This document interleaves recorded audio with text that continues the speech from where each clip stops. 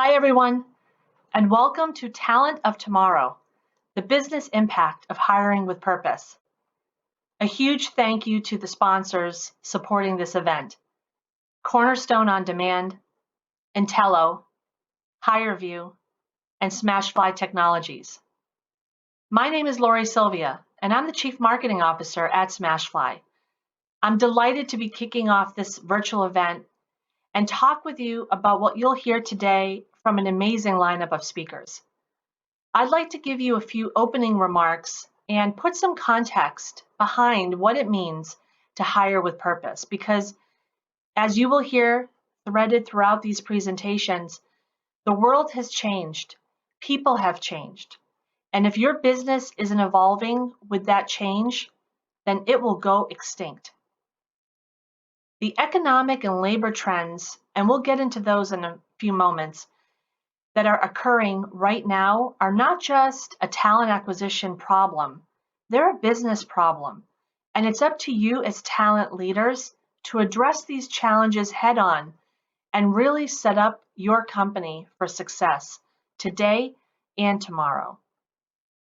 So let's begin, and let me state again something that I think we'd all agree on. The world has changed, and the pace of change is quickening by the minute. What does this mean for your business? Well, companies that are made up of people who are aligned to your mission, to your purpose, and are capable of adapting to change will ensure that your organization not just survives, but succeeds and thrives. Here's something else I think we'd all agree on. It's getting harder to hire and retain talent. And there are major economic and labor trends that are contributing to this. The gig economy is growing. The skills gap is widening. Workforce demographics are changing with the baby boomers retiring. The bottom line is that finding the right talent is already hard enough, and our talent supply is continuing to shrink. But I don't believe that the challenges we face in talent acquisition are all attributed to economic, labor, and demographic trends. 50% of people recruited into an organization leave within 2 years. Whether voluntary or involuntary, the concept of fit is becoming increasingly important to both employees and employers. Candidate expectations are consumer grade. People care about an organization's culture first and the job second, and they really research an employer when making that decision. So yes, the world has changed, but that's because people have changed. Like I said before, this is clearly not just a talent acquisition problem. This is a business problem, and your CEOs are taking notice. Research from PwC shows that 63% of CEOs are concerned about the availability of skills. 93% of CEOs recognize the need to change their strategy for attracting and retaining talent.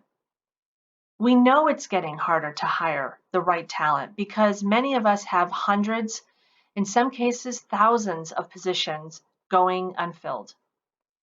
Candidates have more choices than ever, and I think another thing we can agree on is that it's a candidate's market. But if it was as simple as supply and demand, economists say that wages would be rising faster. So it's not that simple. There's something deeper, more personal going on. It's an attitudinal shift about work, about jobs, and about employers that spans generations and demographics. It's the emergence of what we call Generation Y. There are 3 generations currently in the workforce: baby boomers, Gen Xers, and millennials. Of course, each generation has different views, values, and beliefs that shape how they live their lives. And while there may be generational differences, there's one powerful commonality. What people expect from work is as unique as the individual, and it is continuously changing throughout their lives. I have included the definition of Generation Y here. It is everyone currently in the workforce describing the attitudinal shift that each person has his or her unique reasons for working, and that people choose an employer based on the company's answer to why someone should choose to work there. People have different reasons for why they work, when they work, where they work, and with whom. On the surface, it may seem that the reason why someone chooses a particular job at a particular company is for salary, benefits, opportunities for advancement. And while these reasons for choosing a job are undeniably important, they're not the only factors that matter anymore. People now want to align their why with their employer's why. What does this mean? Today's candidates expect more: to work with people they like and respect, to work in an environment they enjoy, to work for leadership that empowers and inspires them, to continuously learn and grow, to have the flexibility for work-life balance, to support their health and wellness, to have influence, to be a part of something bigger that makes a difference, not just in their community, but in their world. Generation Y isn't looking just for a job and the paycheck it provides. They're open to hearing about a new company to see if working there aligns with their personal purpose, their reason for working, their why. To successfully hire Generation Y, you have to become brand-led, not job-led. You need to personalize your messaging to candidates. Talk to your candidates like they're human, because they are, and look beyond simple labor trends and generational generalizations. When you choose to hire with purpose, you will attract purpose-driven candidates who will grow into purpose-driven employees, who will be aligned with your mission and help ensure that your company will succeed. Let's keep this going. We have an amazing speaker lineup today. You will hear from purpose economist and CEO of Imperative, Aaron Hurst; Adrienne Sullivan, global employer brand leader at Thermo Fisher Scientific; Shelby Burghardt, global employer brand manager at Thomson Reuters; and a panel moderated by former Chief People Officer Jeff Diana, who will lead a discussion with leadership from our sponsors around the right talent acquisition technology stack to future-proof your hiring strategy. Stick around, join the conversation on Twitter with #TalentOfTomorrow, and enjoy the event. First up, I'd like to introduce our keynote speaker, Aaron Hurst.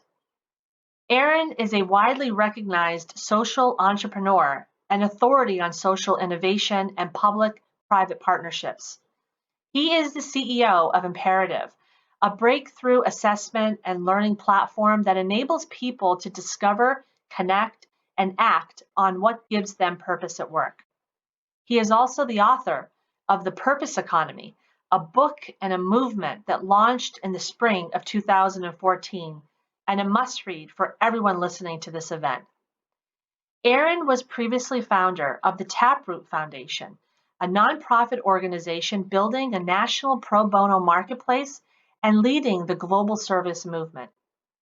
Aaron's presentation is titled Leading with Purpose: Attracting and Retaining a Purpose-Driven Workforce.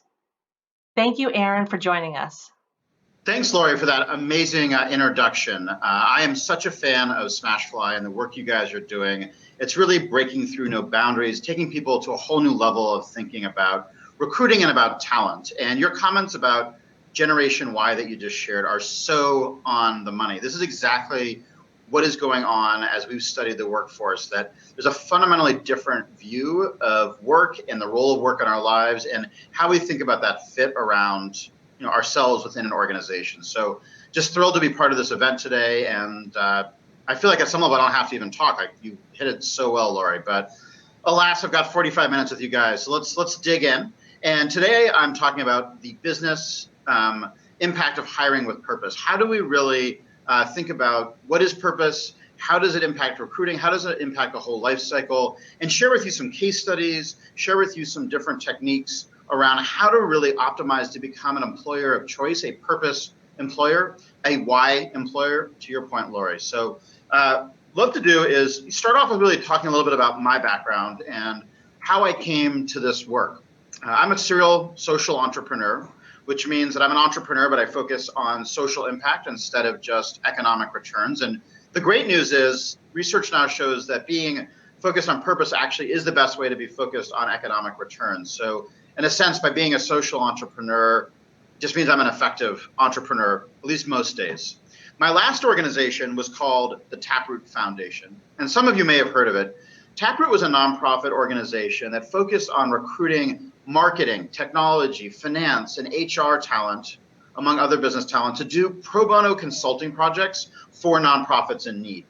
The goal was to really help nonprofits have access to those resources that they can't afford. Many of them can't afford marketing help or technology or HR. And we said, you know what, if we can get professionals who are part of this Y generation that see work as being about more than a paycheck, we can help solve this tremendous need in the nonprofit sector. And over the course of about a dozen years, we grew to be the largest nonprofit consulting firm in the world, but then ultimately a $15 billion marketplace for pro bono services in the US, as well as having affiliates all around the world, people doing this incredible pro bono work, donating their skills, helping nonprofits. And as a process, I learned a tremendous amount about intrinsic motivation. Because when you're not paying people, you have to learn to lead, you have to learn to hire, you have to learn to manage through motivation, intrinsic motivation, not through money and promotions. In a sense, we learned what true leadership is all about. And what we heard when we were working with these tens of thousands of professionals was that I find pro bono work so much more rewarding than a paycheck job. I doubt that surprises many of you. I think a lot of people think about pro bono work as this incredibly rewarding experience. And for us, that was such a rewarding experience for us as an organization to actually hear how much of a difference we'd made in these people's lives, how rewarding this experience was. But in the back of my head, as I thought about this, I realized that it actually pointed to a big problem in our society. It pointed to the fact that pro bono work was so much more rewarding than what they spent the majority of their time doing. We don't spend the largest percentage of our work time in pro bono work. We spend it in our day jobs, in our paycheck job, as many of our consultants called it.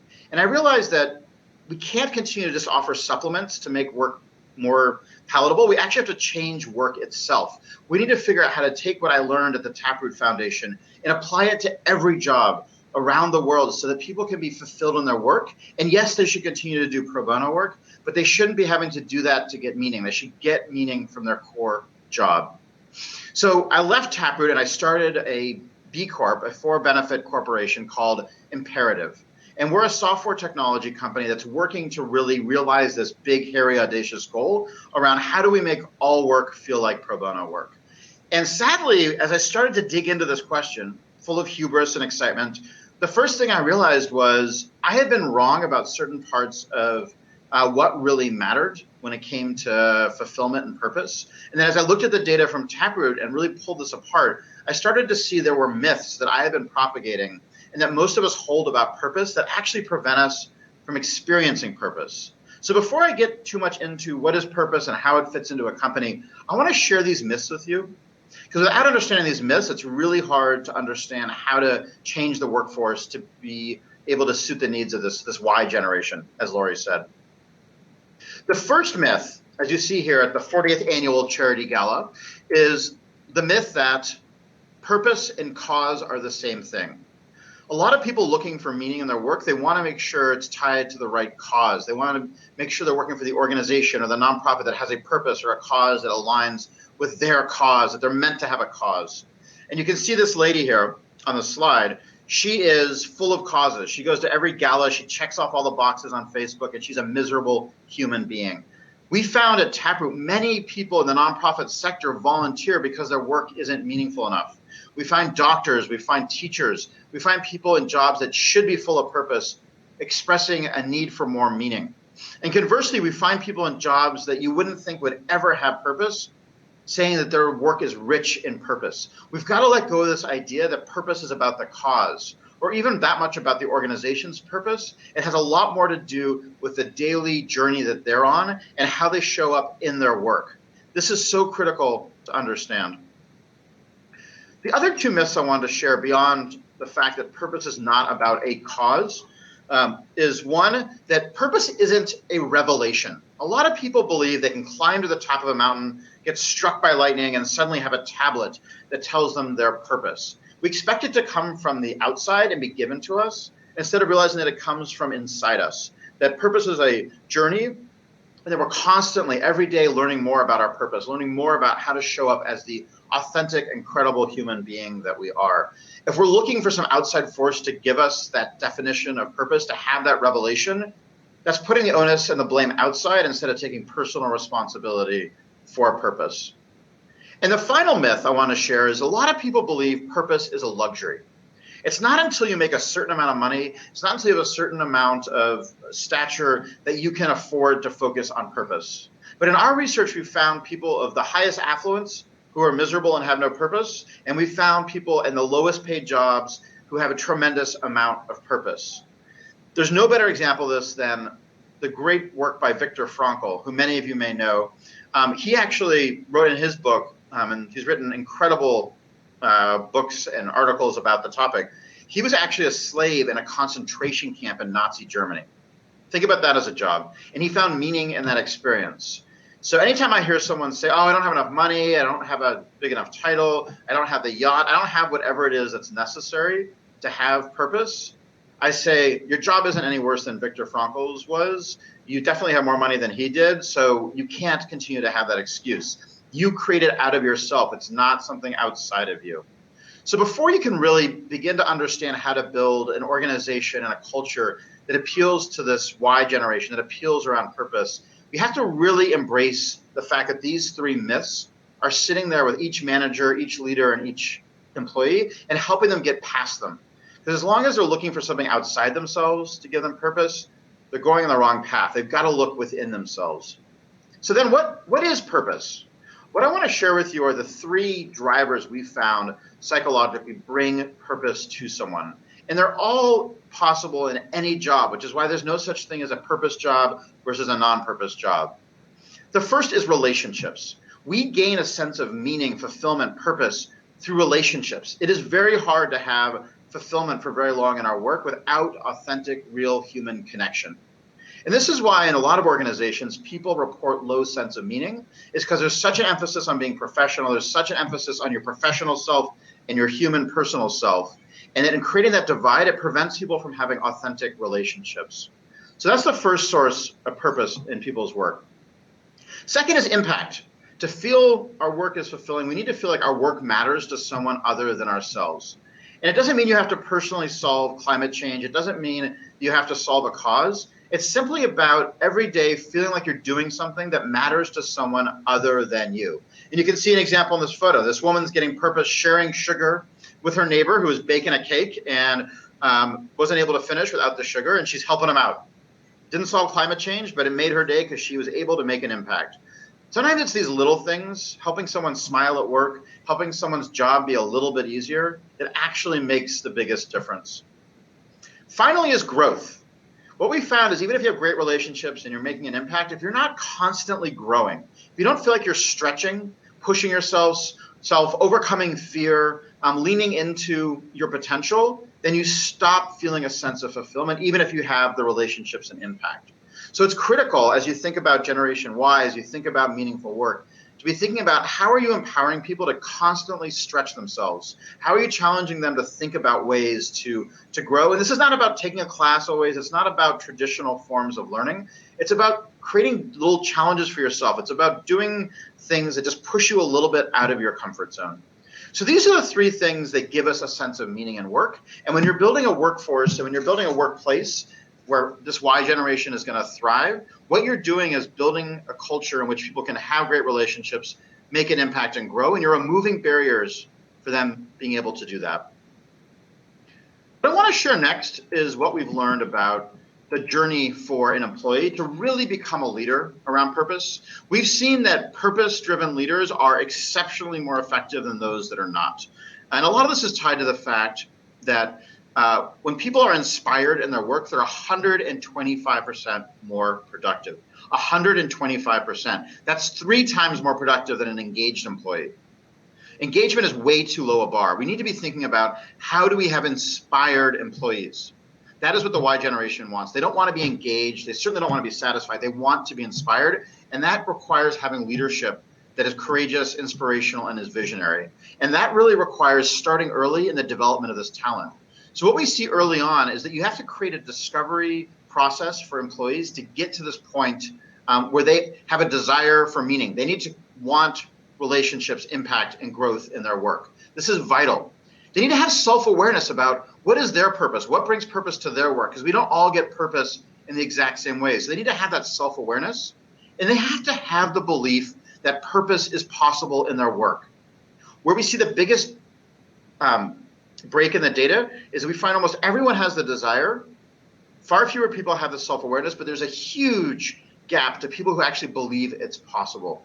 So getting past phase 1, you've got to have employees who have that desire, have the self-awareness, and have the belief. They then move into a phase of activation. This is where they start to see the ability to have meaning and purpose everywhere they look. They start to see ways they want to grow. They start to see relationships they want to build. They start to see impact that they want to make. They don't have to have it handed to them, but they start to see it. They then have agency. They start to actually hack their job. Just like in Silicon Valley, they talk about hacking. People need to be able to hack their job. They need to be able to have the agency to say, you know what, I control my sense of meaning in my work, and I'm going to change the way I approach relationships. I'm going to find new ways to make an impact. I'm going to change the way I'm growing, and I'm going to constantly monitor those areas for myself and make changes so that I'm never a victim. I never feel disempowered. I control my process. And then finally, it's alignment, where they start to get to a point where their work every day is increasingly aligned with what brings them meaning. And it starts to almost go on this natural flow when you're in this alignment, where people are just incredibly effective. And it's at that point that they're really able to move into being a purpose-driven leader. And I've now studied CEOs from companies, all across the country as part of my work with Fast Company magazine to really look at what is it that defines a purpose-driven leader. And it's really these 3 areas we see. One is courage. It's that courage to stand for what you believe in, to have the courage to not just go with the flow and to succumb to groupthink, but to have a backbone and stand for your values. The second is inspiration, the ability to bring inspiration to others, to help activate their purpose, to give them the courage to have that belief. And then finally is vision, of being able to set a vision for bold change, being able to have the ability to inspire people to take risk and to do things that other leaders aren't able to get them to do. This is the journey that you want within your organization to help people go on, from discovery to activation to leadership. A big part of this process is that piece around self-awareness. What is someone's purpose? And the answer is not about a cause. That's where so many people go. They're like, it's about one-legged kittens or four-legged frogs. Like, I need to figure out what my cause is. That's not what actually matters. When you've defined your purpose, it should be possible in any job. The second you say you have a purpose that isn't a fit with a job, it means that fundamentally you haven't defined your purpose correctly. There might be jobs where it's easier to get that purpose need met, but your purpose should fundamentally be tied to things that are possible in any job. And through studying tens of thousands of people, what we've come to understand is that psychologically, purpose is defined for an individual by 3 different things. It's about who someone wants to impact, why they work, and how they solve problems, how they unleash their superhero powers. So at that first level around who they impact, we found roughly 1/3 of people gain the most meaning from feeling like their work directly impacts human beings, directly has an impact, and they can see that connection. They need that sort of visceral, close connection to their impact. At the next elevation, you see people who, it's great to help an individual, but they really say, I want to be able to help an organization. I want to help teams. I want to see my organization thrive. That's what gives me a sense of meaning, that sense of our communities thriving. And final is at the highest elevation is society. This group of folks really believes that the way to have the greatest impact, the impact they want to make, has to be tied to a bigger change in the world, in the community, in their industry. They want to bring in trends. They want to affect trends.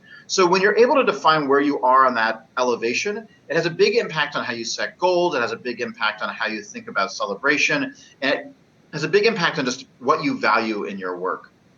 The question of why comes down to work by Jonathan Haidt at NYU about moral foundation theory, and that people are on a continuum from karma to harmony. And karma is a mindset about individual responsibility and about individual liberty, and harmony is much more about the collective. And this has a big impact on how you think about change, and it's a huge impact on your leadership style. So karma is all about individual responsibility. It's about the fact that you believe in productive tension between people. You believe in competition as a core means of change. Harmony is more about, I want to make sure there's equal access. I want to make sure there's a level playing field. These are the things that really move you. And knowing where you are in that continuum is critical to understanding your purpose psychologically.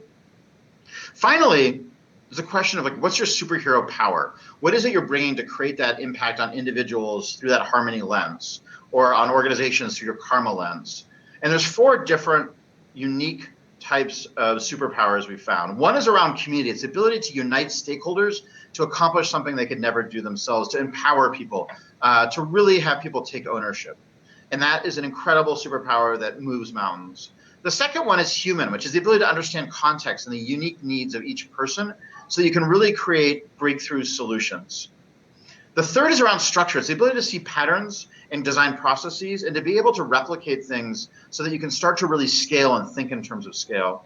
And the final is knowledge. And these folks, it's all about being able to ask the right questions and to figure out what the right answers are, and constantly in a quest to figure out what is the piece of information that's going to unlock change.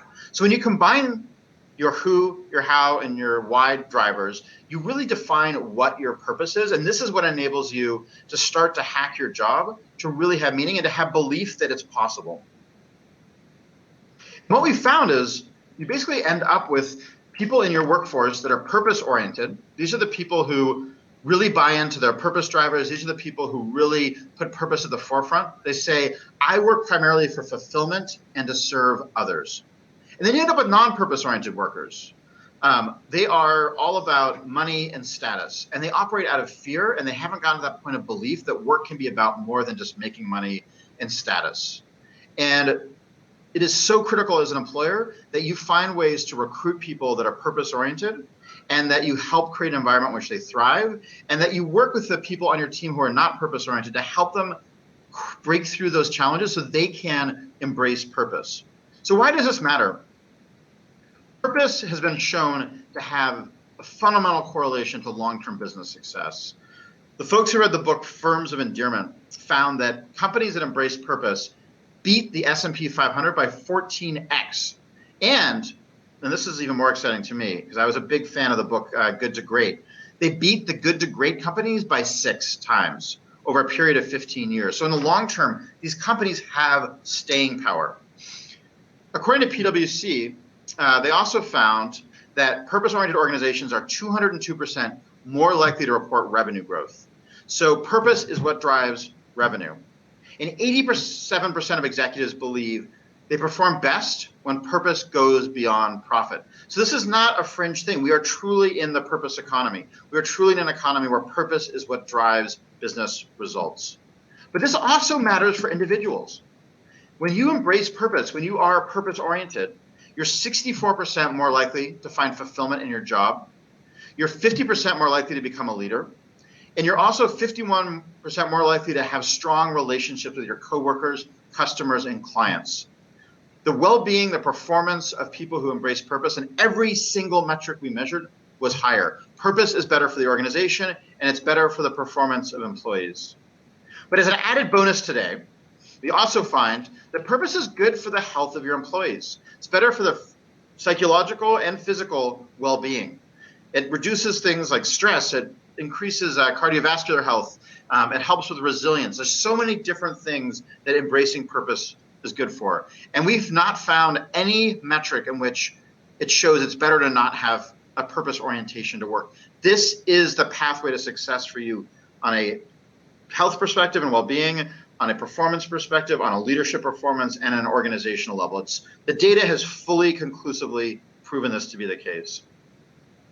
I want to talk to you about one company that we've worked with who's really embraced that, which is West Elm, which many of you may have shopped at their amazing stores. They're part of the Williams-Sonoma Group, and they have completely redesigned their talent strategy around the science of purpose. They've changed the way they attract talent by changing the way they define their employer brand. They've redefined their job descriptions. This has changed fundamentally who's applying for jobs. What they found was when they change their brand, when they change the job descriptions, they got much higher quality people applying, but lower numbers. They didn't have to decline as many people because it sent out a strong signal. I think about Batman movies, right? Where when you're in need, you put up the bat signal into the sky and Batman comes. When you put out the proper job description to a purpose-oriented person, it's a sign in the sky for those people to show up. And they're the people you want to interview. They're the ones that are going to be the highest performer. West Elm then started screening for purpose. So asking questions in the interview process to be able to really understand, is someone working to add value and for fulfillment, or is it about status and money? The signals that they're likely to not be as high a performer, that their well-being is not going to be as great.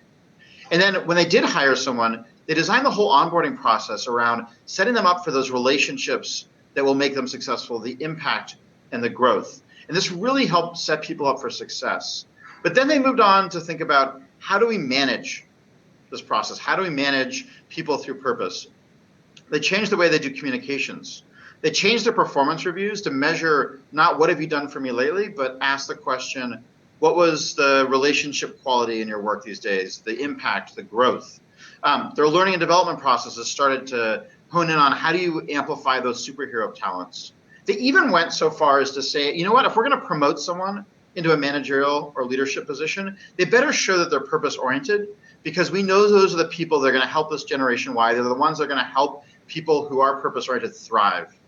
And they started to change the way they measured things. So they stopped measuring engagement, which is sort of the old model for thinking about employees, and created a measure around inspiration and fulfillment, which is a much more human, much more powerful way of measuring. So West Elm, is still early in this journey, but it's incredible to see how much of a difference it makes. And you go to their offices and you ask someone what they do there. They don't say what their title is. They talk about the impact they're making. And now Williams-Sonoma Group is looking at, how do we do this across their organization? How do you leverage this technology, the science, to change the way you fundamentally design work to make it something that's much more human, much more effective? I want to share with you now some specific tips on what we've learned around how to start to make some of these changes at your organizations, and to challenge you to really think about what you're doing. And I'm going to begin with the purpose-driven job description. So if you look at your job description, if you were to right now just pull out a job description of a role that you're hiring for, it's interesting how much unintentional language is in there that turns off purpose-oriented people, right? And when we found that employers go back and actually do that kind of audit and then start to rewrite job descriptions, it makes a huge difference. And what West Elm has done is they've actually said, anytime you open up a new job, you've got to go through a process of rewriting the job description and defining in the job description, what are the relationships this person's going to be building? What is the impact going to be? And what is their growth going to be? And these things are critical to creating a great job description. So the first question is, who are the people that the employee will be working with through the role regularly? Where will they be able to build strong relationships? And if you look at that and the answer is no one, you've designed a bad job. So it's a good test right there. But to really think about, who are they going to be working with? Who's on the team? Who are the customers they're going to interact with? What kinds of interactions are they going to have? Help them understand what that's going to look like and build that into the job description. The second is around, why does this role matter? And who will it impact inside and outside the organization? So really think about, what does impact mean when it comes to this role, right? What fundamentally does this person touch? It could be little things with the team and helping them be successful. It could be broader things, but help them understand that impact and help them connect the dots between the work they're going to do and the organization's overall success. Because when an employee who is purpose-oriented, when a candidate who's purpose-oriented sees that line between their impact to the organization and ultimately to your customers, that's what makes that job so compelling. And it is very rare that I find a job description that does that well. And finally, growth. What challenges and growth opportunities does this job provide? When someone takes this job, how are they going to get stretched? What are they going to be able to do to really grow as a human being? And yes, this is about what programs you have. Yes, it's about what classes they might be able to take. But it's really here about something much more. It's about what are things they're going to be able to do to take risks? What are some of the things they're going to be able to do to experiment? What is the culture around failure and risk taking? Helping them understand how the role is going to let them grow. And I would say this often is the most important variable when I talk to purpose-oriented candidates. They want to know that there's a constant culture of growth, that they're constantly going to be stretched as part of the role. So as homework on this one, really encourage you to take your current job description when you're posting any job description in your organization and really look at it critically through this lens about, is it communicating these things, or is it saying simply, here's what we need you to do for us? Because yes, that needs to be in there, but if you're not saying what you're going to be giving to them, you're not saying the right message. Next, I want to talk a little bit about onboarding with purpose. How do you, in the first 90 days someone's on the job, really help someone get started the right way? And one of the best things you can do is to really look at that early process we talked about around someone's development as a leader.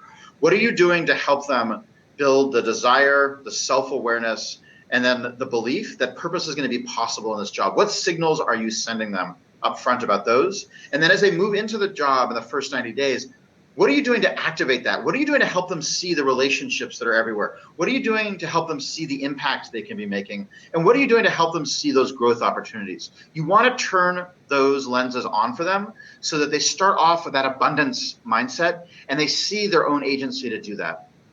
So up front, as you're looking at a 90-day plan for someone in their first 3 months on the job, who are the people they need to get to know? And I would go further than that and really think about, what is it that you think they should be doing as they get to know that person? How should they be thinking about that relationship? What is success in that relationship? How can they connect both personally and professionally with that person? Who is their anchor champion advocate in the organization? Who are some people that can be there for them if they're struggling? Who are some people in other parts of the organization that will just help them understand the lay of the land? Maybe it's some customers. Who are some customers they should get to know? Trying to really think about how to help them, again, start to see and build those early relationships. Second piece is impact. Really being thoughtful about how you set their goals so that you can connect the impact they want to make to the goals you need them to achieve. And this is where knowing their purpose drivers and knowing what their purpose is so powerful, because you're able to start to look at, okay, if someone cares mostly about impacting individuals, how do I frame their job that way, right? If they care mostly about organizations, how do I frame their job that way? They care about how they're impacting broader trends. How do I frame their goals that way? So helping them see that and helping them in their first 90 days have some early wins that show them that they can make that impact. And to help them also think about, a year, 3 years, 5 years from now, how could their purpose translate into a much bigger impact? So they see that roadmap and they start to, again, see a mindset of abundance, which gives them belief and agency to hack their job over time, to become leaders and be wildly successful. And that ties directly to growth. What do they need to learn to get up to speed, right? And part of that learning is just how to do email on your system. What are the HR policies? Some of the sort of basic rote stuff. But in the first 90 days, you should be doing things to help them really push their boundaries and get them a little bit outside their comfort zone and have a couple of growth wins that are satisfying. Filling out your HR forms is not satisfying, for most of us anyway. Being able to set up your email is not that satisfying from a growth standpoint. Growth is about really doing a few things that challenge them. Maybe it's meetings with people that put them a little bit outside their comfort zone. Maybe it's about having them do a deliverable that forces them to push a little harder or go into an area they don't know as well. Push them and see what they're capable of. Let them go out on like a equivalent of taking a car out on a racetrack. Like push them to their limit a little bit. See what they can do and see if they can thrive. So what I'm describing is a pretty fundamental redesign of the first 90 days of someone's job, really rethinking how that experience works for them. I next want to talk about managing purpose. So you've hired this amazing purpose-driven person. You've helped them build the agency. You've helped them really make their job in the first 90 days set up for success. But hopefully that's just the beginning of a long journey. How do you start moving into those next steps where people get into that flow and they start becoming leaders? What we've found is it's really critical for managers to regularly have conversations with team members about meaning.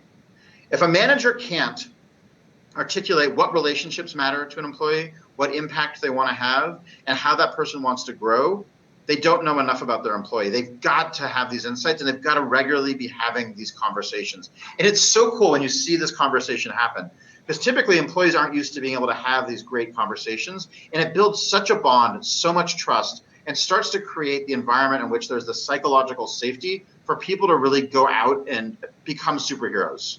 So as a manager, you really want to ask questions of your team regularly, like, do you have the meaningful relationships you need in your work? How can you work to invest more in relationships? Are you prioritizing it in your work? Are you spending too much time on emails and texts and other ways of communicating that aren't authentic? Are you taking people out for coffee? Are you starting meetings asking about personal relationships and about people's lives? What are you doing to actually build authentic connection between people? This is so critical, and it includes the relationship between the manager and that employee. So one of the most important relationship sort of hacks is for the manager to also share what is their purpose, what is their path, what impact and growth do they want to have, and talk about how that employee can help them. Because when you have a purpose-driven culture, it's not just hierarchical. You should have your employees helping you develop purpose and vice versa, because we're all in this to help each other's superpowers emerge and to be deeply fulfilled. Then you want to help them have conversations about impact. Are you making an impact in your work that is personally meaningful to you? It's a great question, and it's something you should be asking of yourself and everyone on your team regularly. And when you see there's a gap there, it's talking about what would it look like to fill that gap? What are they doing to solve for it? How can you be their advocate, their champion? Don't solve it for them, but how can you be that champion? How can you help them understand the pathway? How could you increase your impact going forward? What would that look like? What are the opportunities? And a lot of times when people say they're not making enough impact, the problem is they're not cognitively appreciating the impact they're already making. It's not necessarily about doing more. A lot of times they're just not seeing their impact. So for example, a lot of jobs, you don't see the end impact of your work. So one of the things you can do as an organization is make time to go see that ripple effect. Think about a recruiter, right? Recruiter hires someone, they put them on a team, and they're on to the next spot to fill. But how much more powerful is it if 3 months later, 6 months later, a year later, they go back and meet with that person, they meet with the team and say, hey, how's it going? And see how having placed that person made a huge difference on that team. That is an example of not having to do more, but it's being able to appreciate and have gratitude and see the ripple effect of what you do. I think especially in talent and HR, we often do things, but then we don't invest to go and see how did that turn out. We don't go back and actually have those conversations afterwards because we're on to the next thing. That's a big mistake because we're losing that sense of impact for the work we're doing and turning our work into a transaction, not into an act of impact. Finally, growth. Really talking to people about what were your greatest learning moments in the last year. Really helping people understand what were the things they grew from, because often it's not the things you think it was or even the things they thought about. How can you create more of those for that person? Really push them to say, when did you feel pushed? When did you get out of your comfort zone? When did you actually feel like you grew as a human being? And people should be having those pretty regularly. You don't want that every single day or else it's exhausting, but they need to be having those and building self-awareness about what those are and pushing themselves to do that. So these are really fundamentally different conversations to have with employees and to have employees talk to their managers about and to build a culture where you can share these types of conversations. At the end of the day, what we believe is critical to a culture in which this Y generation, where purpose can thrive, where people can start to perform at ridiculous levels to be superheroes, is that everyone has to realize that purpose is a choice. It is not your job as an employer to give someone purpose. You cannot put it on a pay stub and say, here's your 8 units of purpose. You can't just create a beautiful purpose statement or create a cause for your organization and say, boom, we're done. It is a choice as an organization to embrace purpose, to create a culture where it's easier, but your main job is to help every employee go back to desiring purpose, becoming self-aware about purpose, having that fundamental belief that it's possible, having the ambition of seeing purpose all around them, having the agency and the tools to be able to start to hack their job, to move from that into being able to actually be in alignment and flow where just purpose is defining their every move, to then become leaders who are courageous and stand for their values. They stand for what's right. They believe that It's not just about, making sure they go with the flow, but that they're doing the right thing, because that's so powerful. That they're then able to inspire others, to develop others, to help bring out purpose in other people, to help them have that courage. And then finally, to be able to have that sort of visionary leadership. This is a journey that every step of the way is a choice. People need to fundamentally choose purpose, and for you to create those easy ways for people to be able to do this. And I want to encourage each of you, at this conference, at this virtual conference all around the world, you are leaders. And if everyone on this call chose purpose, it would change the world. It would change your organizations, and it would change your own work itself.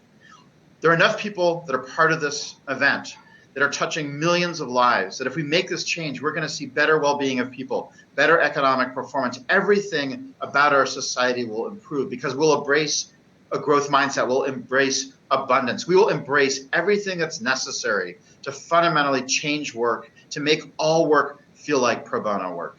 And that's ultimately what this is about. We've got to address these issues. I am a father. I've got an 11-year-old and an 8-year-old. And a lot of why I started down this path and started this company Imperative is because I saw that the world of work that I was working in at that moment was not the world I wanted my kids to enter when they graduate from high school, from college, whatever it is when they get to that age, that is their entree into the workforce. I want them to enter a workforce where purpose is the assumed MO. It is how people think about work. It is how leaders like yourselves define success.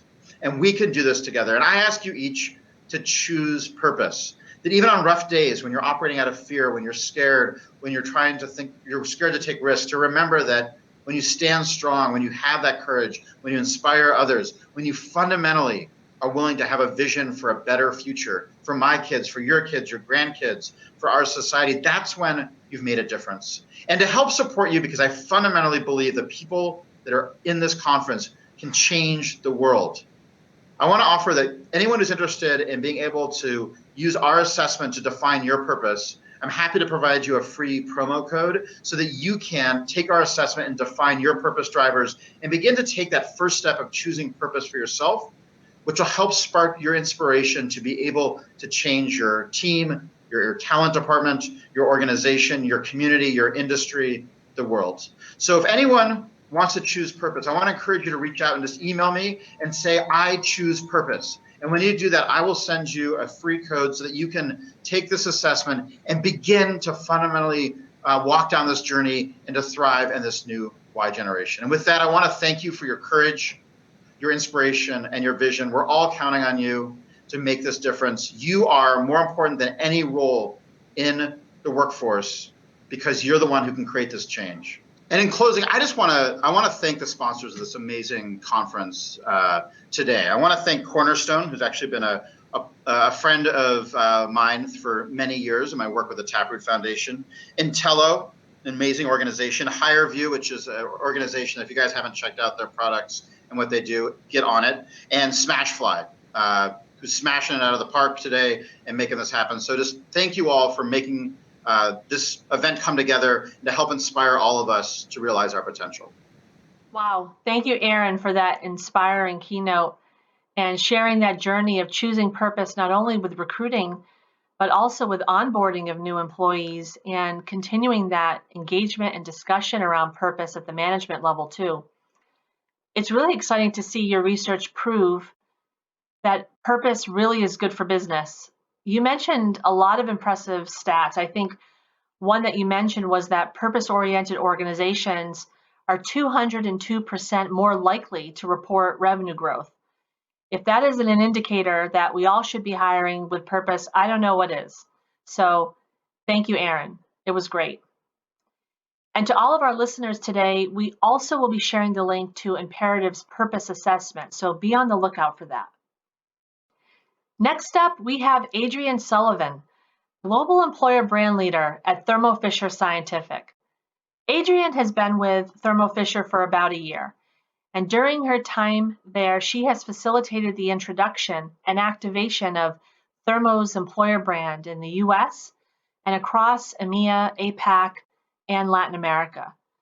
She also has built the communication strategy for Thermo's talent referral program for 50,000 global employees and launched Thermo's new career site, increasing apply rates and reducing cost per hire to an all-time company low.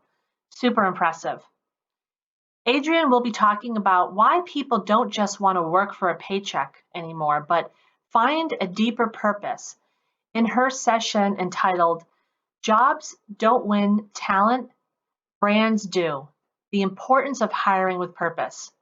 Remember to join in on the conversation on Twitter during Adrienne's session using the hashtag Talent of Tomorrow.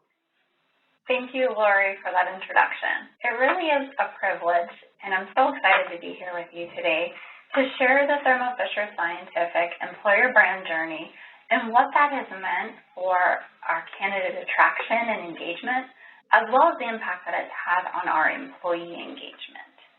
You know, as Lori mentioned, I began working at Thermo Fisher Scientific just a little over a year ago, but I've been with Thermo Fisher Scientific on this brand journey for quite some time. Prior to joining Thermo Fisher, I worked at TNP Worldwide, where Thermo Fisher was my client for 5 years, and we began the employer brand journey in late 2014 with research, and then we officially launched it externally in late 2015, and shortly thereafter I joined the organization. Since the employer brand launched, we've had significant impact to some of our metrics. Specifically, the increase to the traffic on our career site, the increase in the number of applications that we receive per job, as well as reducing time to fill on key hires. We've also seen a significant increase in our employee referrals, which is rather exciting because prior to brand launch, we were significantly low in employee referrals to industry average. So it's been great to see that uptick. Now, while these metrics positively impact the business, the most exciting part of this brand journey has really been the engagement and the support that we've received from our employees, from our internal communications teams and our marketing communications teams, and our leadership as well. So what you'll see, on the screen here, this rings true for every company, a set of mission, vision, and values. And what that is they're the core strategic influences that every company has to really ground employees in their roles, as well as influence them on their behavior at work. But it is, at the end of the day, the company's expectation of us as employees. At Thermo Fisher Scientific, we have a very powerful mission to enable our customers to make the world healthier, cleaner, and safer. It sounds great, yet it is still the company's expectation of us. Like, what does that mean for me as an employee? What's the impact that I can make at Thermo Fisher? What is the compelling message that I can use to speak to every candidate individually and give them that compelling reason, to join the organization? And more importantly, how do I use it to differentiate myself among my competitors? So what we're trying to do here is to, like I said, clearly give every single unique candidate the compelling reason of why they should join an organization. Our company vision is to grow to 75,000 employees by 2020. We knew that if we continued to lead with our company's expectation of us, we weren't going to hit this goal, and this language really needed to be turned on its head. So what I really want to do today is to give you something to take away with, and that is to win the war for talent, you really need to start talking about not only why a candidate should join your organization, but how they're going to connect to your company and what it is that the company is going to do to support them in their purpose. And that is truly starting to hire with purpose. So Lori gave some really insightful information at the start of her presentation today about this idea of needing to lead with brand and not lead with job, and this idea of leading with a unique and personal message for everybody, and that this is going to be our new normal, and I wholeheartedly agree with that. So what I want you to think about today is not to be afraid to stand out, but do it in an authentic way. Differentiating yourself from your competition is going to be more important than ever. So how do we do this at Thermo Fisher Scientific? What did we do, and what can you learn from it? That's what I'm going to share with you today. And my goal is that by the time today is over, my time with you is past today, that you're excited about the possibilities that lie before you as a recruitment marketing professional, and that you have a solid grounding and understanding in the importance of hiring with purpose. So I do have a confession before we get started, is to tell you that Thermo Fisher Scientific, outside of the scientific community, struggles with brand awareness. So if you don't know who we are, I'm going to share just a little bit about us with you today. We're an $18 billion in revenue company with over 55,000 employees in 600 plus locations globally. We have the largest investment in R&D in the industry. 25% of the products that we sell today didn't even exist 5 years ago. Our team sells 12,000 requisitions a year, ranging in discipline from science to sales to finance to marketing to operations to supply chain, customer service. And we do this at all different levels, from early talent roles all the way up to the leadership level. So what do all these people do? Well, think of us as the Home Depot for science. If you're a scientist, a researcher, a physician, and you need something, chances are Thermo Fisher Scientific is able to help. I love Jim Cramer's analogy, and I think he says it best. Jim Cramer's from Mad Money. He calls Thermo Fisher Scientific the arms dealer for science and biotech. So all these locations, these job roles, it presents some challenges when you're thinking about building a brand. Specifically, there isn't one universal employee experience that I can draw from that's going to resonate with everybody. Secondly, it is a company of mergers and acquisitions. So you've got these various company cultures, in one, and there isn't really one thing about the culture that I can draw from, knowingly that would ring true for every single employee. So it was important that when we started this process and we went down the journey of really understanding that we needed to build our employer brand, is that we did it with a research-led approach. So where did we start? Well, as I mentioned at the start, we engaged with a third party, TMP Worldwide, to conduct 13 leadership interviews. We conducted an on-site culture workshop that consisted of employees from talent acquisition, human resources, communications, and marketing. And we also did a very thorough review of our employee involvement survey. This is something that we send out annually, and it gives us a real good pulse of the organization and some of the proof points that we can learn from, and also things that we can discuss externally that our employees are proud of. We also had 6 focus groups with key hiring targets from around the world. So the way we've encapsulated all this research is with an EVP platform, which is Realize Your Best professionally and personally. And what it means is that Thermo Fisher Scientific is truly a place where, as an employee, you can realize your best at a personal level as well as a professional level. So how do you use an EVP? Well, you might be, in the process right now of building your brand, and now you've got this EVP. What do you do with it? I don't recommend using it as a tagline. Instead, use it as a guidepost. That's how we use it at Thermo Fisher. Use it as a guidepost for the messaging that you want to send out to your potential candidates. What do you want to be known for, and how do you want your candidates to perceive you, and how do you want your employees to perceive you? And that has to ring true.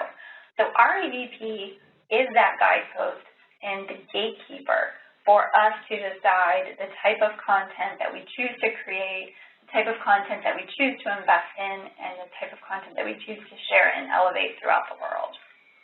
So the other thing that's important about building your EVP is understanding your audiences.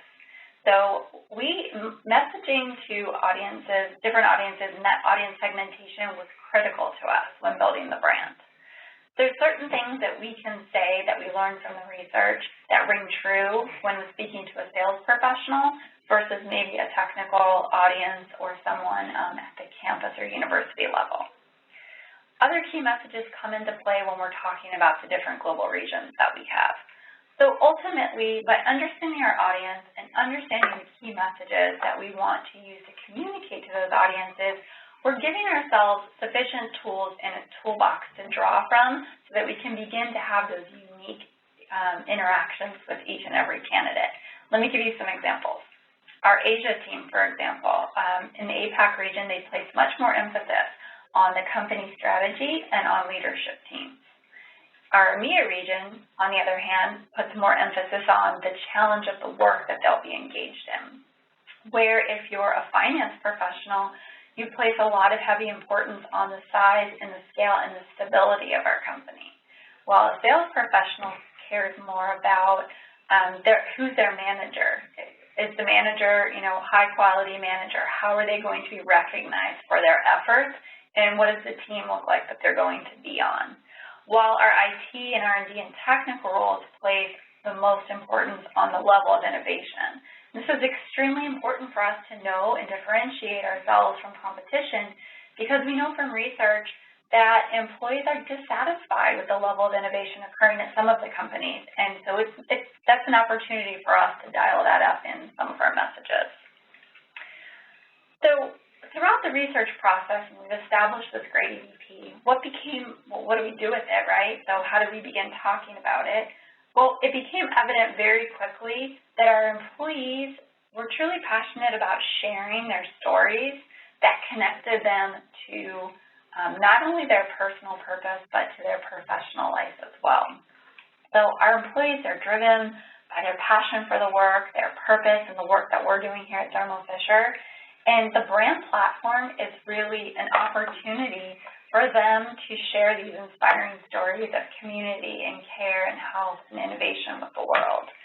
And we've been able to extend this, not only externally, but internally as well.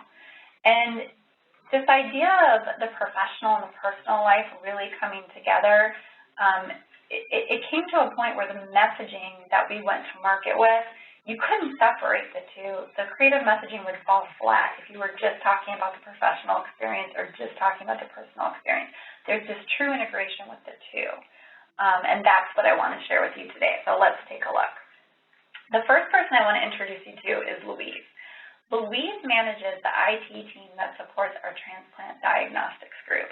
So the products that this team sells are used to determine the compatibility of bone marrow and solid organ transplant donors. So the work her team is doing is truly a life-saving effort, and it's part of that match between the recipient and the donor. Physicians and clinicians rely on our typing kits to determine the accuracy and the best possible match. It also measures the antibody levels to look for signs of rejection. So it literally can mean life or death for a recipient. Everyone on the team is proud of this work, but Louise has an even more personal reason to be so deeply connected to this. Louise and her mother are both recipients of kidney transplants. So she's able to bring that unique experience and perspective and the importance of the work to her team, as well as the intensity of what they're doing to her team. We've got Louise here pictured running on a beach because prior to her transplant, doctors told her she wouldn't run again, and she was an avid runner. She loved to run and had run marathons. Well, of course, Louise is an inspiration, and she's proved people wrong, and she's since her transplant been able to run in several marathons. So we really wanted to honor her story, and her purpose is running, and we were able to bring that to life for her, and we're grateful that Louise was able to share her story with everyone. The next person I'd like to introduce you to is Joe Beery. Joe is our CIO of the company, and from a very young age, his twins suffered from a very debilitating and, at the time, mysterious disease. It was a real frustrating mystery. His children suffered from these life-altering effects, and for 14 years, the Beery family struggled for answers, until one day, everything changed. That breakthrough was provided by genetic research, the type of work that Thermo Fisher Scientific does. So I want to share with you Joe's experience and his connection to the work. And what I love about this story is Joe, as a leader of the company, is still so connected to not only the mission of the company, but he's so humbled by it as well. So I'd like to share Joe's video with you for a minute here. The story that I tell about Thermo Fisher Scientific is a very personal story. This is my family. They're beautiful. My 17-year-old son, Zach, 14-year-old twins, Alexis and Noah. They're healthy, happy, full of life. Life wasn't always like this, though. Life was a lot harder. 1996, we were ecstatic to learn that we were having twins. Alexis and Noah were born. Everything inside of me knew that there was something wrong. From the day that we brought Noah and Alexis home, they were colicky. They were both throwing up multiple times a day. Somebody in the Beery household was up literally 24 hours a day. It was extremely stressful. How could that happen? Or our previous example with Zach he was just perfect. I would say between the two of them, over 80 tests within the first 4 years of their lives. It just felt like a never-ending roller coaster and no answers. I just felt terrible. Like, I didn't feel myself whatsoever. Her eyes would roll back in her head, and her hands would crawl up to her chest. Well, for me, the main thing is throwing up all the time, and I would throw up 24/7. As the big brother, it's like, I wish I could take it on instead of them. You don't want to see them go through that kind of thing. At 2 years old, Noah and Alexis were both diagnosed with cerebral palsy. We had them in therapies. They seemed to be getting better. We reached age 5.5, and Alexis had definitely been regressing.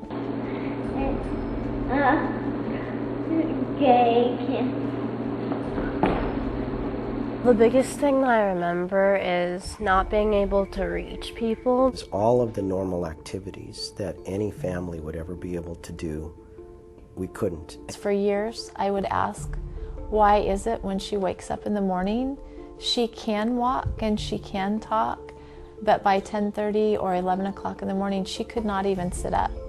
Retta was just the mama lion. I mean, every day she was out there doing all the things that she needed to do. I came across an article that was titled Deft Diagnosis, Sagawa's Dystonia Mimics Cerebral Palsy. She's the true heroine. What she found changed our lives.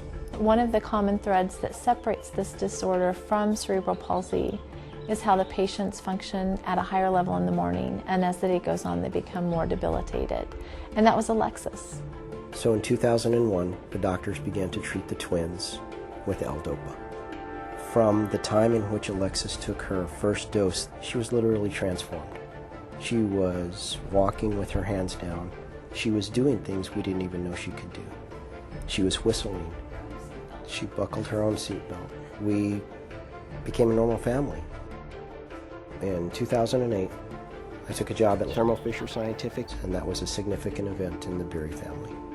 The late 2009 is when this cough that Alexis had been dealing with for about 6 years had turned into a severe breathing problem. We almost lost her several times. And so we are back into this world of doctors and testing, and no one can come up with an answer. We had the opportunity to have their genome sequenced. I couldn't help but believe that we were going to find something. We went to the Texas Children's Hospital and the Baylor College of Medicine and spent the day with the teams there.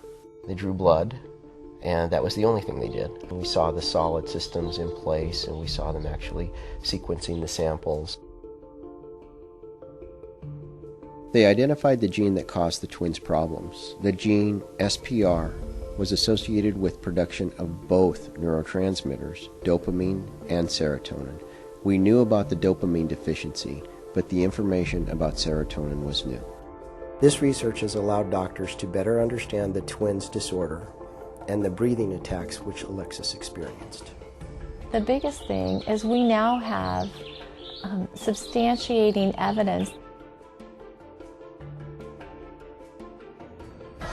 Oh, there you go.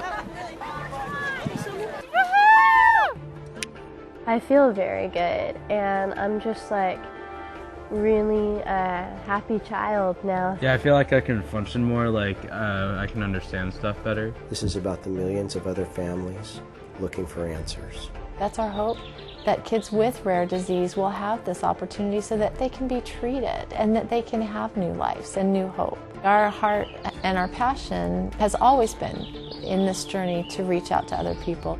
This is a living example of what we do at Thermo Fisher Scientific, how this research allows doctors to better understand diseases, and it's personal to me.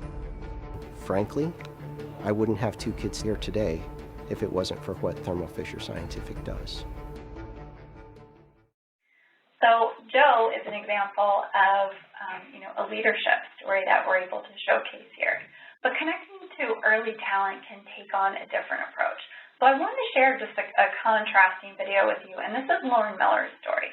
Lauren Miller is able to communicate to other potential early talent candidates the really challenging life work experience that she got not only as an intern at Thermo Fisher, but also as a first-year employee. So I'm going to pause for just a moment and share Lauren Miller's story with you as well.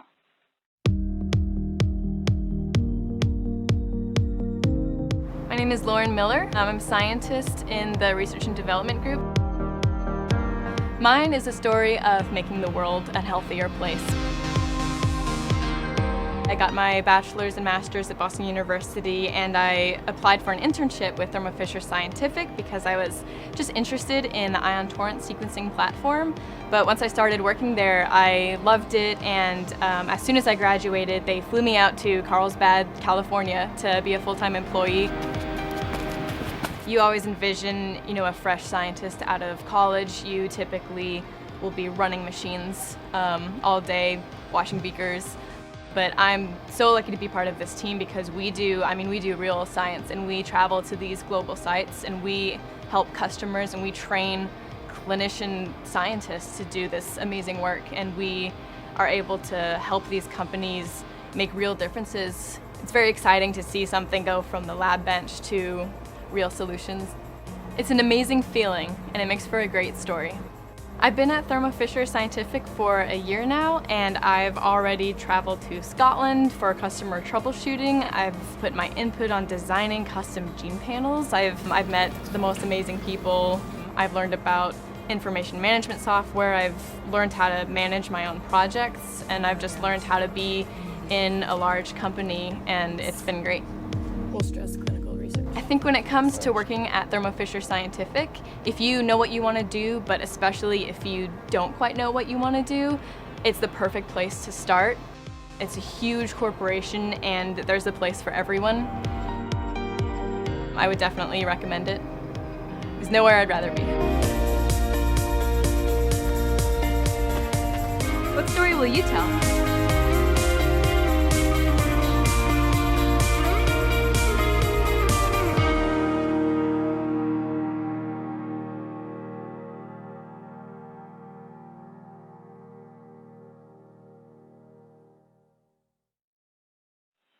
Okay, the last story I want to share with you is Larry.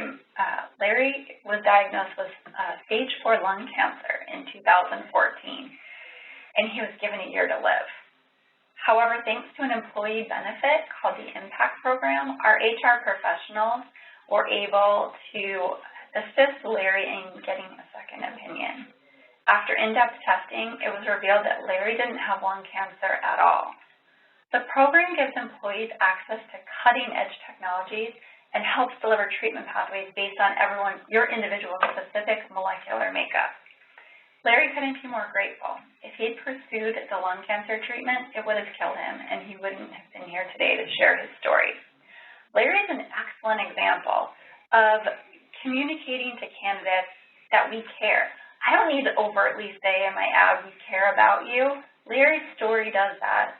It does that for us. So it's a great example of how I can communicate what the investment that Thermo Fisher Scientific is willing to put into their employees. So to date, we've been able to develop within talent acquisition this really robust library of 40 stories. We continue to identify and get new stories, almost daily. What I want to share with you, next is how we use the stories and how we deploy them, but also how we're growing and extending the employer brand. Because I'd always been taught that an employer brand is a living and breathing thing, and that couldn't be more evident, throughout this journey. I think there's this feeling, I mentioned that it took a year from research to launch to launch the employer brand, and then the time that it took to develop the 40 stories and identify them and build them and develop them, and the approval process. When you're done, it's kind of like, I'm done. But the reality is that this, an employer brand is a living and breathing thing, and if you build it properly, socialize it properly, it will start to naturally grow. And I want to show you kind of how we do that. So externally, for activation, what that looks like for us was, we built a social content strategy that we use as a platform to showcase all of our employee stories across various channels. We also use it to connect candidates with other types of content that are going to connect them to our company and to our mission and to their purpose. We've also recently relaunched our career site on Smashfly's recruitment marketing platform, and that's been an excellent way for us to showcase the employee stories that we have. The other thing that we've done is we have activated the brand across all of our channels, and we take ownership of all of our channels where possible. So our Indeed page, our LinkedIn company page, and our Glassdoor profile. With Glassdoor, we've been able to segment by audience using all that great messaging that we took from the research and putting that onto different audience profiles on Glassdoor. And we've started that audience segmentation on that platform as well. And what it's meant for us is we've become the second most visited company in our space on Glassdoor, and we've also, we're outpacing our competitors in terms of traffic and growth by 2 times. So it's been phenomenal for us. Internally, what we do is we offer brand training so that our recruiters and our hiring managers can understand how to use these employee stories in conversations with candidates. We've also done a lot of socialization and education with leadership teams in helping them to realize their role in the development of the employer brand. And that has really been key for us, and I'll show you in a minute a really good example of what that leadership buy-in means. And this is all important because whether we're promoting the brand externally or internally, what we've been able to do is outside of these 40 developed talent acquisition stories, our brand has been able to take on a life of its own and grow because the platform's there, and all the content curation that's happening right now and the growth that's happening is all natural and authentic. We built the platform, and we've given everyone that messaging as guideposts to go by. But we've had this, like I said, kind of natural curation of content since. So let me show you what that means or what that looks like. I mentioned we launched the brand in late 2015. In early 2017, our internal comms team started also developing My Stories. This has been so phenomenal because they've helped really broaden our scale in terms of the amount of stories that we're able to share externally as well. But also internally, it's been great for our talent acquisition team because our recruiters now have access to even more stories than ever before so that they can start to, pick and choose the stories that they can share with potential candidates so that we can start delivering that more unique experience. It's also been a great way for our teams to learn more about other parts of the business that maybe they don't recruit for, so that they get some more education on all the things that the company is doing. I mentioned leaders and their role, and I wanted to just quickly highlight Greg. Greg is our leader of our customer channels group. So obviously that group is very focused on customer channel development and customer relationships and building those relationships. And Greg took the employer brand platform really, to heart, developed his own story, produced it on a video to share with his team. And Greg's story is he brings a unique, personal past experience into the importance of customer relationship building. As a child growing up, his family owned a grocery store, So he was really able to see firsthand and learn early on the importance of customer relationships. And so he brings that story to life for his team. And then the other exciting thing is, you know, I keep saying TA built these 40 great stories, but now our divisions are starting to do the same. They are starting to launch story contests with their employees so that they can learn more about their employees' experiences and start really sharing these great stories amongst their teams, and it's a great tool for engagement. And this is all happening globally.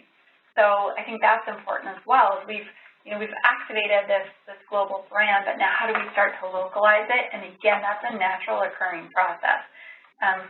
This example here is an employee in Germany who is a site leader, and he was so passionate about the story campaign, but also the work that his team is doing in cell culture, that he created his own My Story, and in German it reads, "My work is a story of opportunity." So we're starting to get submissions like this, and these are all great things that our recruiters can use in candidate communications. But what's next on our brand journey? Well, we know that we still have a lot of work to do to align our company brand with our sourcing efforts and our candidate experience. We know why this is important. Talent is the differentiator, and it's core to our company vision. We want to align to that vision. We want to be achievers and contributors to the success and the growth of the business within talent acquisition. So what's our solution? Our TA leaders are launching a talent attraction capability. It's a global sourcing model to better position talent acquisition to deliver unique candidate experiences. So by better aligning sourcing and branding, we're able to increase our candidate pipelines and our talent pools. We're able to increase the quality of candidates that we're delivering to the business. We're able to improve each candidate care and the candidate experience that we're offering. And we're also able to increase our service delivery to the business internally. This is exciting for us. It's a true best practice when you can align and deliver a unique candidate experience for each candidate. And I know you're all on this call today because you want to transform recruiting. This industry is changing. It's changing because of technological advancements. It's changing because of talent shortages. It's changing because the businesses demand it, but it's also changing, more importantly, because our candidates deserve the best experience possible. So I hope you're all ready to get on this rocket ship because, like I said, talent acquisition is transforming, and I know you're on this call today because you want to be a part of it. At Thermo Fisher Scientific, we're 57,000 extraordinary minds, enabling our customers to make the world healthier, cleaner, and safer. And it's more than something that just fills our day. Our work has purpose, our work matters, and our work, it results in meaningful outcomes. We're helping our customers make the world a better place, whether they're finding cures for cancer, whether they're protecting the environment, or whether they're making sure our food and drinking water are safe. So when hiring candidates, we need to communicate our purpose to better enable our employees to fulfill their own purpose. The company benefits by accelerating research and solving complex problems. The employees benefit because they can truly connect their job to their personal meaning and their personal purpose. This is so much more than a job description. I mean, a job description, it shouldn't be a list of competencies and skill requirements. The work that our company is doing is so much more. Their roles are so much more. And this is really the heart of hiring with purpose and leveraging your employer brand to do so. So what I wanted to do was give you some key takeaways today that you can start thinking about when thinking about hiring with purpose. This is not meant to be an action plan for developing an EVP. We've previously shared that, and I'm happy to post that again today, and I will do that today on my LinkedIn and on my Twitter. But what I want to do is to get you to start thinking about the key things that are going to be important as you think about hiring with purpose and how your organization should go about doing that. The first is understanding your company's mission and what that means to your employees' experiences.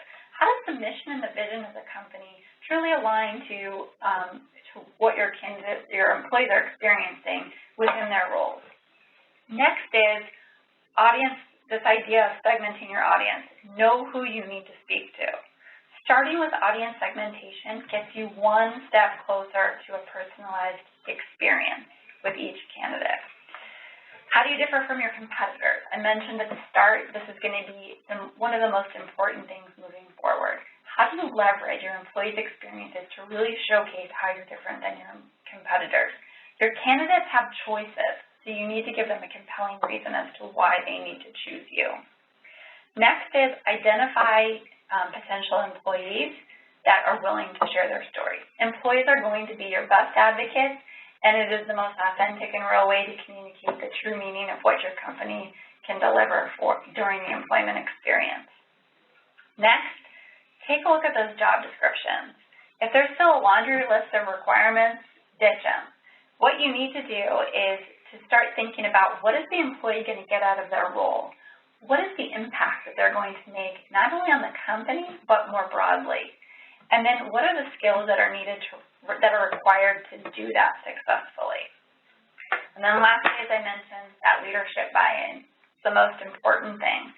Don't forget to get that.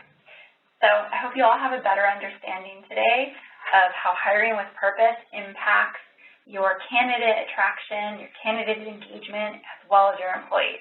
I wish you all luck on your brand journey. Feel free to connect with me on LinkedIn or Twitter if I didn't get to answer all of your questions today.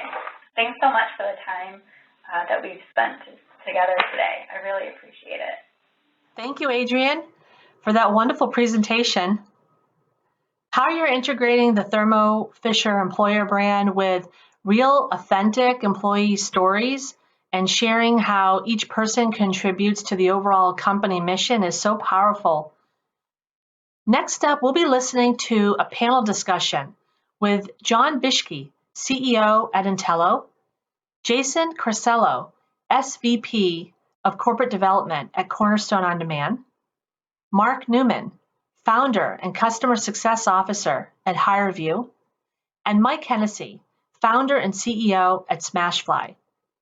This panel will be moderated by former Chief People Officer Jeff Diana, who will be asking these tech leaders about the biggest challenges they are seeing when it comes to hiring talent and how technology can help future-proof your hiring strategy. Our panelists will quickly introduce themselves, but first let me introduce our moderator, Jeff Diana. Jeff is a seasoned executive with more than 20 years of experience in HR. He serves on several boards for progressive HR technology companies, including Smashfly, Everwise, Empraise, and Smart Recruiters. Jeff serves as a strategic consultant to many high-growth progressive pre-IPO software companies across the globe. He's also a portfolio advisor to OpenView Venture Partners. Prior to this, Jeff was the Chief People Officer with Atlassian. He was responsible for HR, facilities, employee experience, and shared services worldwide. Thank you all for joining us today. Jeff, take it away. Hello, welcome to this webinar. We've got a fantastic group for you today. The webinar today is Future-Proof Your Hiring Strategy, the case for the right technology stack. I'm excited to introduce the panelists we have with us today. My name is Jeff Diana, formerly the Chief People Officer of Atlassian, and I'll be moderating the fantastic group that's joined you for our conversation. Let's get started with Mark. Hi, I'm Mark Newman, Founder and Chief Customer Officer of HireVue. Welcome. Mike, you're next. Mike Hennessy, Founder and CEO of Smashfly Technologies. Great. John? Hey everyone, John Bischke, Founder and CEO, Intello. Welcome. And Jason. Thanks, Jeff. This is Jason Corsello, SVP of Strategy and Corporate Development at Cornerstone On Demand. Fantastic. Great group. Let's jump right into it. I know time is precious for us.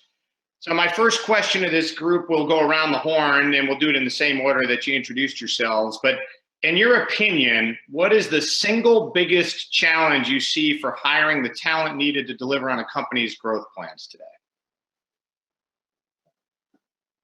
Perfect. Well, I'll jump in here. I mean, I think the single biggest challenge that people face is actually kind of being held back by the traditional notion of what talent actually is and what the right talent is for an organization.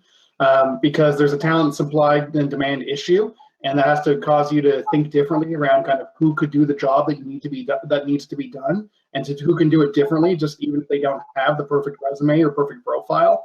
And kind of how do you propagate that across your whole organization to be really inclusive of all sorts of different people from all sorts of different walks of life, with all sorts of different kinds of experiences. I think it's great, Mark. I think you're right. You're seeing more and more where you can't find the perfect person for the perfect job these days. And so supply and demand is changing how we have to address that. Right. Mike, how about you?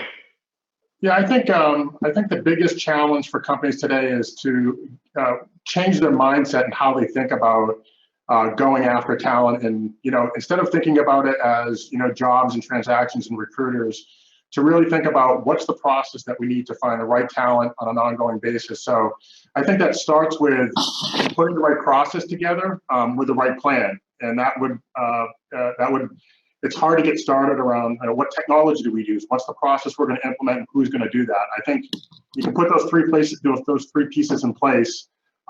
You can start moving forward and actually executing on that to get the right talent for whether it's this year, next year, or in the next 5 years.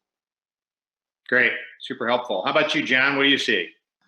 Yeah, so we work with many of the world's fastest growing companies, as I know a number of us on the call do. And I think the thing that stands out the most is that certain types of skills, certain types of people are more in demand than ever, but the supply has not changed. So you have this intense war for talent that I think becomes more intense by the day. And every company is looking for the edge. Every company is looking for something that gives them competitive advantage so they can win that war. So that's the thing that we see on the front lines of this battle with every customer we talk to.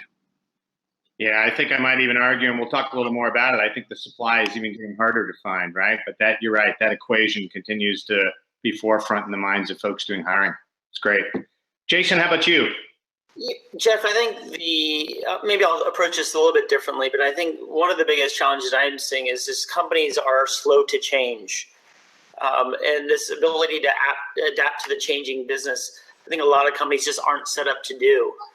We've read PwC surveys that say the biggest challenge that most companies face is to adapt to the pace of change and the rapid pace of technology innovation. And so that's where I think a lot of people and a lot of organizations just to completely change their mindset. When we think about talent acquisition, the jobs that we're going to be hiring for in 2 or 3 years from now are different from the jobs that we're hiring for today. So if we believe that, which I believe that, then how do we set up and set up a way that both the technology and the process can meet that, which is you should be in a constant state of change. You should be constantly evolving what you're doing, both as an organization as well as what you're doing in talent acquisition. Yeah, I think it's a great point. I mean, the pace of new technology releases is getting faster and faster, and the features that come with that changes, and new entrants into the market and the like. And that does go into the process side that Mike talked about earlier. Those companies that can get ahead of that have a distinct advantage. So great, thanks for that.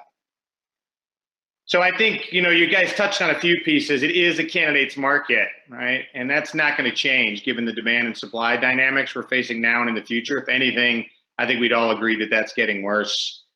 I think we'd also all agree that companies get one shot at making a great impression during the recruiting process. So I'd love to hear from the panelists, and we'll start with you, Mark, on this one. How are today's HR technologies playing a role in the recruitment experience itself? And have you seen a shift in the role that HR technology has been playing over the recent years? Yes, finally. It took decades for it. I mean, if you think about kind of the generations of technology in our space, the first iteration of bringing technology to the quote cloud, whether you want to call it ASP or whatever you want to call it at that point in time, was let's take these really terrible forms you have on paper and put them online and everything's going to be awesome. And it didn't actually think about at all, like, what can you do to make that experience better? At HireVue, I mean, we've been working on this for years and working with leading kind of brand conscious organizations behind it all, where it's like, yeah, you get one shot to make sure that the candidates have an awesome experience. But it's not just like, oh, how do you woo them and how do you do the kind of typical Silicon Valley, like wine and dine and get them in here and whatever. It's like, no, it's a life-changing, a job search and a job interview is a life-changing experience for somebody, whether it's a factory worker in Des Moines or a financial broker or whoever that might be. And a company needs to care about that, just like they care about the experience for their customers every single day. And so technology today, whether it's HireVue with a lot, like kind of a highly immersive video and experience behind that, whether it's things like Smashfly, Nitello, and whatever it is around like immersing to make that candidate experience align with the brand experience your company's trying to create, it's really just awesome. What we're finding is the best organizations say, listen, we want the candidate to know as much as they can about the company, be authentic as possible, know about the job, have a preview into the process, know kind of what's expected of them, have them tell their story, give them a shot, and be way more inclusive than we were before. And there's going to be a bigger divide between the companies that get that and the companies that don't. It's great. Others have anything to add on that, on how the recruiting experience and technology have changed in recent years? Hey, Jeff, I'll add one thing here is that I think the candidate experience itself starts way before a candidate actually applies. And so companies need to be thinking about it in that aspect is that, you're building a relationship, your brand is building a relationship well in advance of someone going to your career site and applying for a job. And so thinking about how all these steps in the process fit, certainly, that great culture that companies are building, they need to have great technology that matches that. And often cases, people don't think about that holistic end-to-end experience. I know Mike wants to add something here as well. Yeah, I just want to echo that and what Mark said. I think that this idea of companies having a more marketing-centric view of how do you find and attract the right talent. And when you think about that, you talk about one of the terms that's out there is the consumerization of the candidate experience. Candidates are in control. There's data that shows, as what Jason was just mentioning, 12 to 18 touch points before they ever apply to a company. And so when you think about that, the question is, what is a company doing to have a consistent brand, getting their EVP, their employee value proposition, their stories, their differentiators, no matter where that candidate touches them, they should have a consistent experience. And if the technology is playing the right role there, you're getting the right message to the right candidate at the right time. That's easier said than done. But having the right HR technology stack to pull all that together is really, I think, having a big impact on how companies are recruiting today. It's amazing to think through those number of touch points. You quoted 12 to 18 touch points, like prior to people deciding whether to raise their hand. It's incredible how much information is out there and is shaping your brand before you know it. Yeah. One of the easiest ways to think about it is the fact that how much research do you do before you buy a $100 product online? And to think that you won't do the same research or 10 times more when you're actually thinking of what you're going to do for the rest of your life working at a single company. I think you're right, Mark. And the sea of information out there can be mesmerizing and daunting at times. And so thinking through that is a big part of the puzzle, which takes us to a great build for the next question here. I do continue to hear from HR and business leaders alike that creating a great experience is key. And we've talked a little bit about that. But it's clearly not enough to win the talent needed for your business. It is about something more. And we've started to scratch the surface on this. And I want to hear more on this from the panel. With so much focus now on reaching out to passive candidates, given the supply and demand stuff that we've talked about so far, and finding the ones that best fit your organization, yet knowing that's in the hands of the candidate to decide, we have an obligation now to help candidates cut through the noise and make sure the talent that's out there understands really who you are and what your company's all about. It is, after all, about finding the right talent that fits for your company. So how are companies able to do this in today's social media and open information internet environment? And Mike, I'll call on you and build on your 12 to 18 comment because you have a passion. Yeah, I think this is definitely one of those macro trends that we're seeing companies really embrace. And it's this idea of, we talk about this idea of hiring with purpose, right? It's not just about the job or the salary or the location. I think today candidates are really looking for, why am I going to work for your company? I've got these 3 other offers. I mean, the market today is hyper competitive, and so just like you're looking for a company or a product that that inspires you, or brand. I think a lot of candidates are looking for that right fit. So it's important for the company to really get through the noise. You can't just take a job and post it on your Twitter feed or post it on your career site. You need to be telling stories, right? Candidates resonate with telling stories. If you look at Thermo Fisher as a great example, and you go to their career site, they've got these really authentic stories about what it means to work at Thermo Fisher as an example. And if you're that, in that space, it really may connect with you versus something else. So I think that's what companies need to tap into. They need to get their employee stories. They have to have, it has to be authentic. It can't be a fake story. Come work for us. We're great. But it has to be those differentiators that you get out in front. And when it comes to social media, the great part about social media is that, we all have digital footprints. We all can be found. If you've got the right technology, you can find the people. The question is, when you find them, what's the message? What's going to get them to say, oh, that company looks interesting. I want to see what else they're doing. And so I think that's where the opportunity is for a lot of companies is you got to get those stories. You got to use technology to get in front of the right audiences, get them engaged, and you're gonna drive much higher quality pipelines. Great. John, you had something you wanted to add to that. Yeah, so helping companies cut through the noise on social footprints is, effectively a big part of what we do. So we see this every single day. What I would say high level is, I think we're moving from a world in which people find jobs into one in which jobs find people. And I think for the vast majority of people who are finding employment today, that's not the case. But it is starting to change for more and more people. And as that change happens, what you see is a hunger for, okay, if I know I need to be reaching out to more people, who are those people? How can I effectively reach out? Messaging, as Mike said, is super important, but even simple things like, what time of day is a good time to send an email?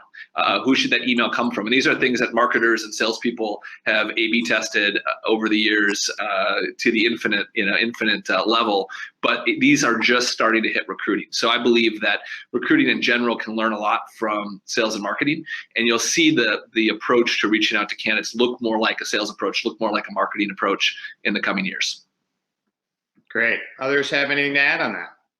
Jeff, I'll add one experiment that we've done at Cornerstone over the last few years is we've tried to tie in our candidate experience that you'd experienced online and match that offline as well. So we do a lot of things around billboards in Los Angeles. We've done advertisements on buses.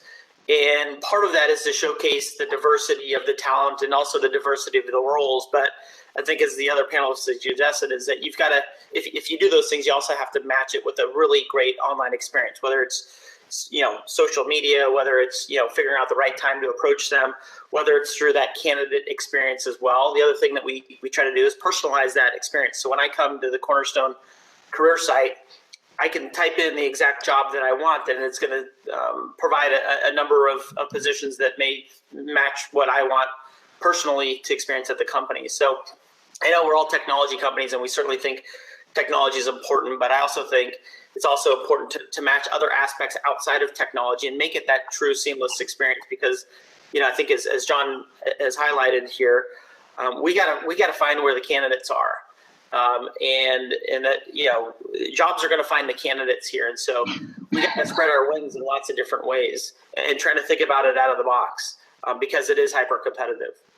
It's kind of interesting. Old becomes new, right? And I hear you talk about billboards and buses and things of that sort. And I think it becomes differentiated to touch on some of those things. You also mentioned something that was interesting to me, John, this friction between, we are doing sales and marketing work after all with candidates, where jobs are finding the candidates. Yet, as I've heard Mark and others talk about, but there's this intimate core connection around fit and purpose and changing someone's life that has to blend together. So maybe we'll learn from sales and marketing, and maybe we'll put a little more of that into the sales and marketing cycle back to them, and we can make a virtuous cycle out of the two. So I think that's great. Well, let's jump on to the next topic here, and it'll build right on that, which sounds great. And this one's for you, John. It seems data and analytics are the trend in everything we do these days to gain insights as competitive advantages.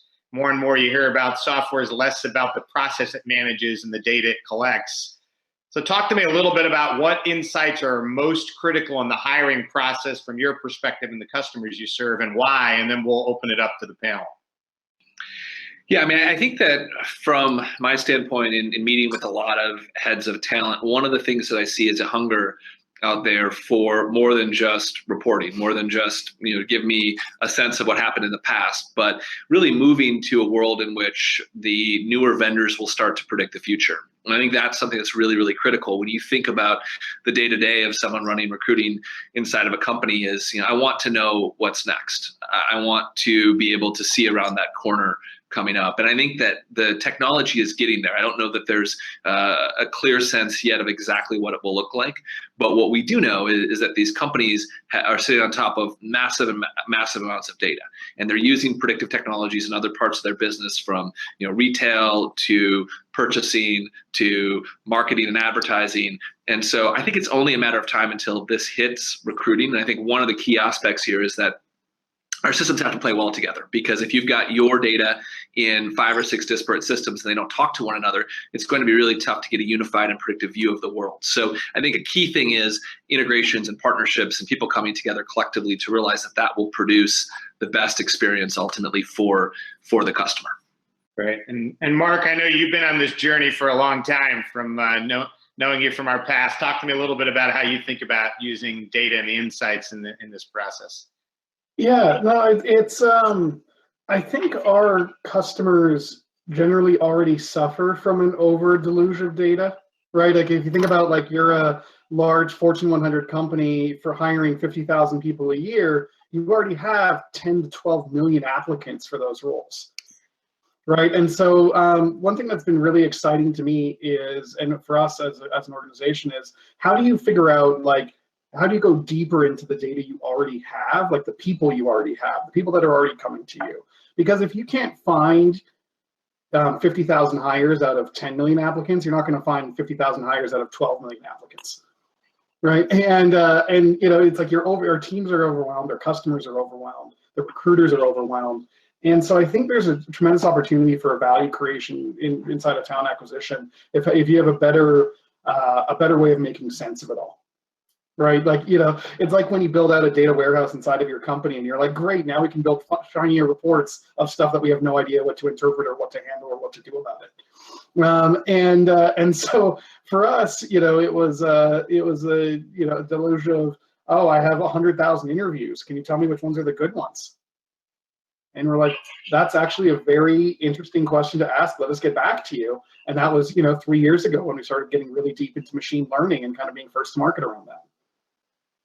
Helpful. Well, let's build on that. Jason, turning to you, I know that, and we've touched upon this a little bit already, technology integrations allow us to generate those meaningful insights when we combine the recruiting related data with our other business information. And I'm curious, what such insights and particular data sources do you see as important to leveraging and getting the full value out of the recruiting data that you have beyond just the recruiting process itself? Jeff, it's a great question, and I think it probably means something different for every company out there, depending on what data that they use, what sources of data that they use. I would hope that every company's traditional applicant tracking system is a treasure trove of data, and what we find is most people, as I think Mark just indicated, just don't leverage that data to full effect. I think as John indicated, there's no silver bullet, meaning, I've yet to find, and I've been in this industry for nearly 15 years, one solution that can do everything for every recruiter, every talent acquisition out there, right? We live in a world where you've got to rely on different technologies, and that technology stack changes over time. But what you have to do is find the technology that works well together, where you can pick and pull the data that you want. There's a lot of valuable data that companies sit on today that they're not leveraging for one reason or another. And I would suggest that that's the first place to start is look at the data that you have, and you can start to look at third-party sources of data to start to bring in. But to me, that's the starting point is to figure out where that data is. How do you collectively look at it together? And then, what are you trying to achieve at the end of the day that's going to be most effective or most use of that data? Because it's always going to be changing. Great. Others have anything to add to that? All right, we'll move right along. So Let's talk a little bit more about machine learning, artificial intelligence, and we touched upon it slightly here, but I'll start with you, John, and then we'll jump to you, Mark. You know, AI is one of the hottest topics in HR technology right now. I'm curious to get your take on the role you see AI playing really in the entire HR technology stack. Yeah, so when you walked the floor at HR Tech last year, you saw a lot of companies talking about AI. And, it's interesting because, first of all, many of those companies actually don't employ data scientists. So nowadays in the world of transparency and LinkedIn and being able to check up on people, you can actually verify that. So I will call that on a few companies. But I think most importantly, it's what is the purpose of whether it's AI or machine learning or data science or predictive analytics or fill in the buzzword. What is the purpose? And if you can't define a purpose for your customer as to why you have this in your product, it's meaningless. So what we really try to do is steer the conversation to what are you trying to accomplish? And if it takes AI or ML or predictive analytics to accomplish that, fantastic.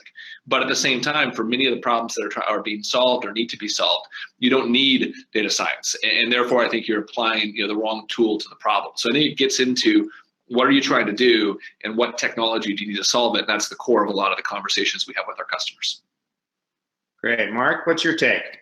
Yeah, I mean, for us, the beauty of kind of machine learning, deep learning AI inside of the HR tech space is that it's really the ultimate kind of closed loop process, right? You have an original data source, say applicant data, performance data, whatever that might be, and then you have an outcome that is measured against who got hired, who didn't, who turned over, who didn't, who showed up, who hit quota, who, you name it. And for 50 years, we've spent we've built an entire industry inside of HR around IO psychology and assessments and selection and all these kind of different elements to try to bring a scientific approach to analyzing that data. The issue is the science isn't bad, it's just the scalability that is, right? And so, you're like, hey, I have one IO psychologist, but I have 500 recruiters that are doing phone interviews. I have one IO psychologist, but I have 100 people doing this. I have a team of leadership development people, like your experience, Jeff, but I have 2,000 managers who all think they know how to do this better, right? And so when you think about that from like kind of the core tenets of AI and machine learning, it's like, well, how do you get a deeper level of detail inside of a piece of information? How do you process it in a way that replicates a human-like behavior, like listening to phone interviews or asking questions and getting answers and doing that, and then map that to outcomes, and then massively turn up the processing element behind that. So you can use tactics like K-folding and whatever that might be that totally blows away traditional validation studies done from an IO psychology perspective. And so we're super psyched about it in terms of what we're seeing. I mean, in our use case, it's saying, listen, let's take these videos, let's transcribe, let's automatically understand what's being said in it, how they're saying it, the emotions they're displaying while they're in it, and then mapping that to performance outcomes.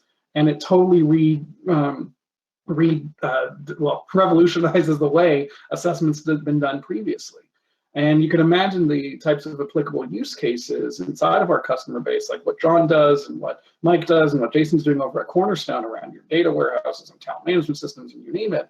And there's this yearning ultimately from our customers of saying we constantly have to do more with less. We are totally overburdened with what we currently have, and we have a closed loop system that we think we can learn from. Like, I think when you bring in the data scientists, when you bring in the IO psychologists, when you bring in the kind of the people that love this type of stuff, it's really an awesome opportunity for them to dig in.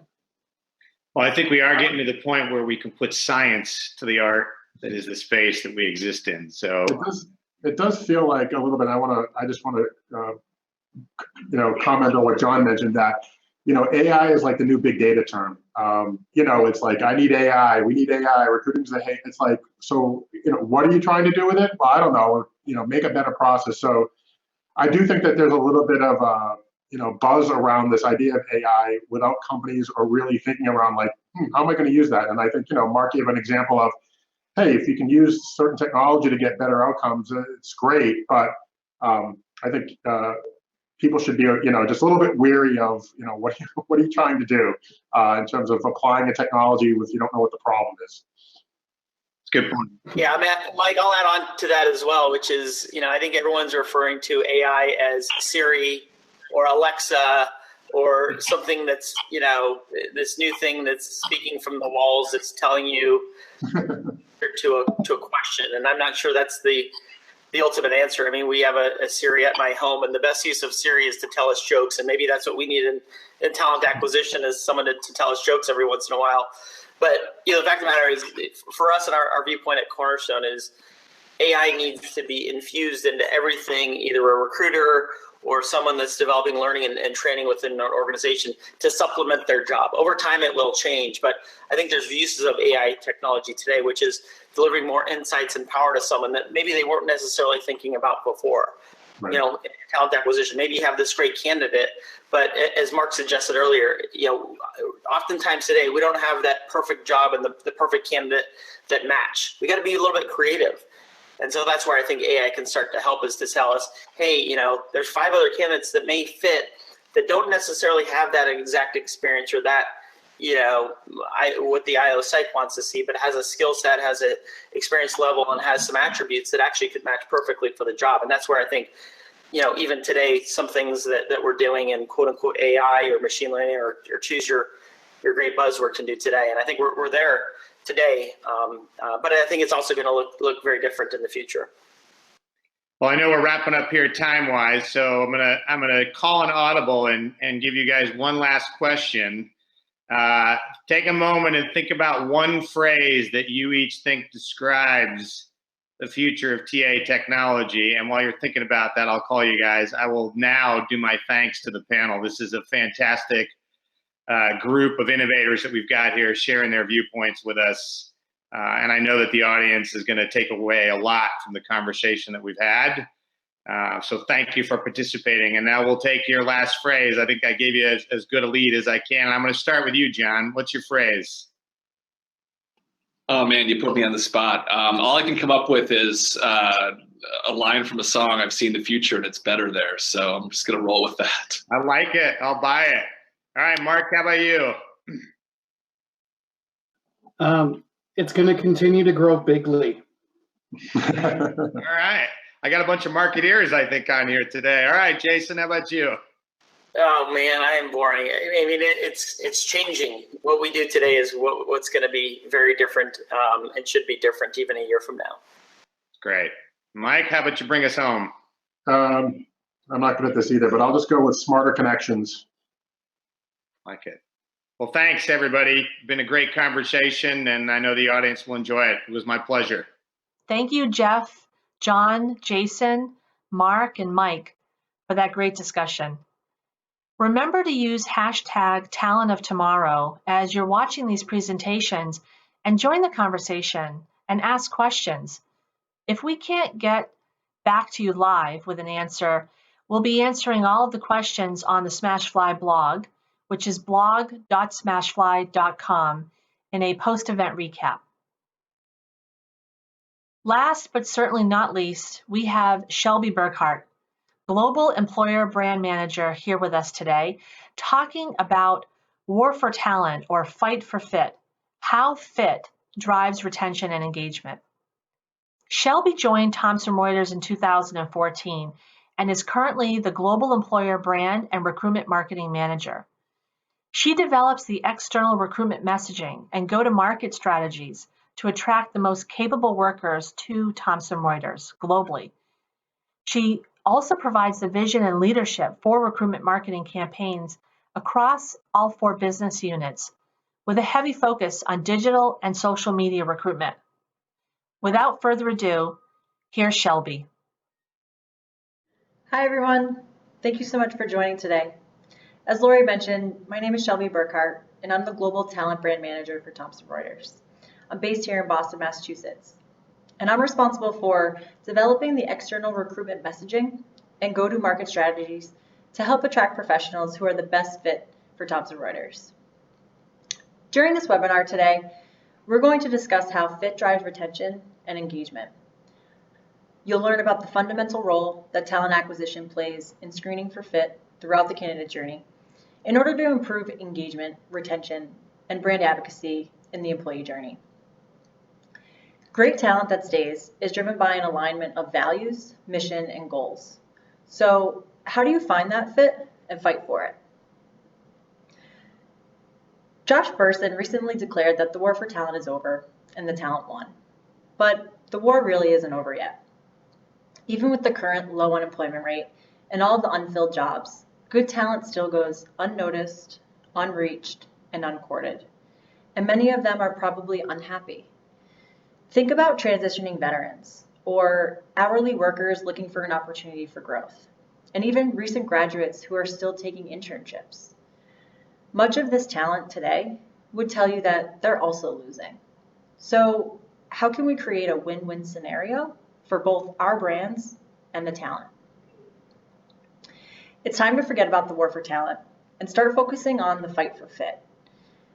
When employers and candidates are driven by purpose and finding the right fit, it becomes a win-win scenario. And the benefits of right fit candidate result in increased productivity, longer retention rates, more referrals, higher profits, and of course, happier people. And it also ensures that everyone is united around a shared goal and aligned purpose. And what company or employee wouldn't want that? So now that we're in the ring, how do we win the fight? Well, first, we need to start leading with our brand. The way people search for a new job or career has changed entirely. The job search process used to look like this. You search for a job, you find a posting online, you apply, and you're done. It was a lot simpler. People also stayed in the same role longer. Compensation and stability mattered more. Working from home wasn't a thing, and social media and review sites hadn't taken over the world yet. Organizations had all the control. But today, the process looks more like this. Before a candidate even clicks apply, they're exposed to your brand, your mission, your employees, and even your alumni. Most people are checking out your career site. They're reading your employee reviews on Glassdoor. They're probably looking at your social media channels. Maybe they're even tweeting at you or liking a few of your posts on Instagram. They're definitely listening to word of mouth from their friends and family, and they're probably even looking you up in the news. In fact, I read a statistic that, on average, candidates make about 14 touch points prior to applying. So this made me step back and think about my own personal candidate journey here at Thomson Reuters. Here are all the touch points that I made when I applied to Thomson Reuters 4 years ago, and the recruitment space has changed a lot since then. So I had 12 touch points in total, and there were probably even more. Some that come to mind are, I probably looked at my recruiter and my hiring manager's LinkedIn profile at the time. So little things like that are representing your brand across all these channels. So candidates today are spending a lot more time making decisions on whether or not an employer is right for them. So you need to ensure that you're representing your brand across all those touch points so that you're finding and attracting the best fit talent. Employers who want to stay ahead of this ever-changing space need to be leading with their brand and not with their jobs. Because the reality is, it's your employer brand and not your job description that candidates are going to be attracted to and how they'll connect with you. Candidates today, they want to know, why is this company for me at this time in my life? They want to know the impact that you have on the world. They want to know the types of projects that they would get to work on. They want to know why people work for you and why do they stay. Overall, they want to know your purpose as an employer. And we know that job descriptions alone can't answer all of those questions. So when you lead with your brand, you're able to better convey your company's purpose and your why, which will in turn attract right fit candidates and ultimately drive retention and employee advocacy. Let's take a look at some of the ways we're leading with our brand and answering our candidates' question of why Thomson Reuters. At Thomson Reuters, our products, our employees, and our customers work together to advance the world for good. And we want our candidates to understand that when they join this organization, the work that they do here actually matters. So we thought the best way to showcase this was through a page on our career site, which is titled Work That Matters. And it provides real-life examples of how our products are used around the world to make a difference. So one example is an investigation that a few of our employees were a part of that actually saved lives and ended up changing a law. These are the types of stories that we want to share with our candidates to show what they can be a part of.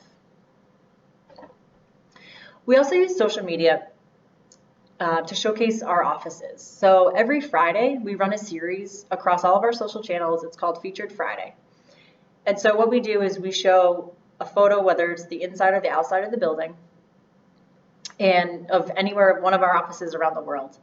And the response rate to the series has been incredible. So not only do our potential candidates love it, because they get to see maybe their local office or if they were potentially to apply where they could work, but our employees love it too. Because as we operate in over 100 countries, majority of our employees probably aren't going to see a lot of our offices, so it gives them a little insight as well. Another big initiative that we have is we use a unique company hashtag called #WorkingAtTR. And so the purpose behind this hashtag is to encourage our employees to share photos from their daily life.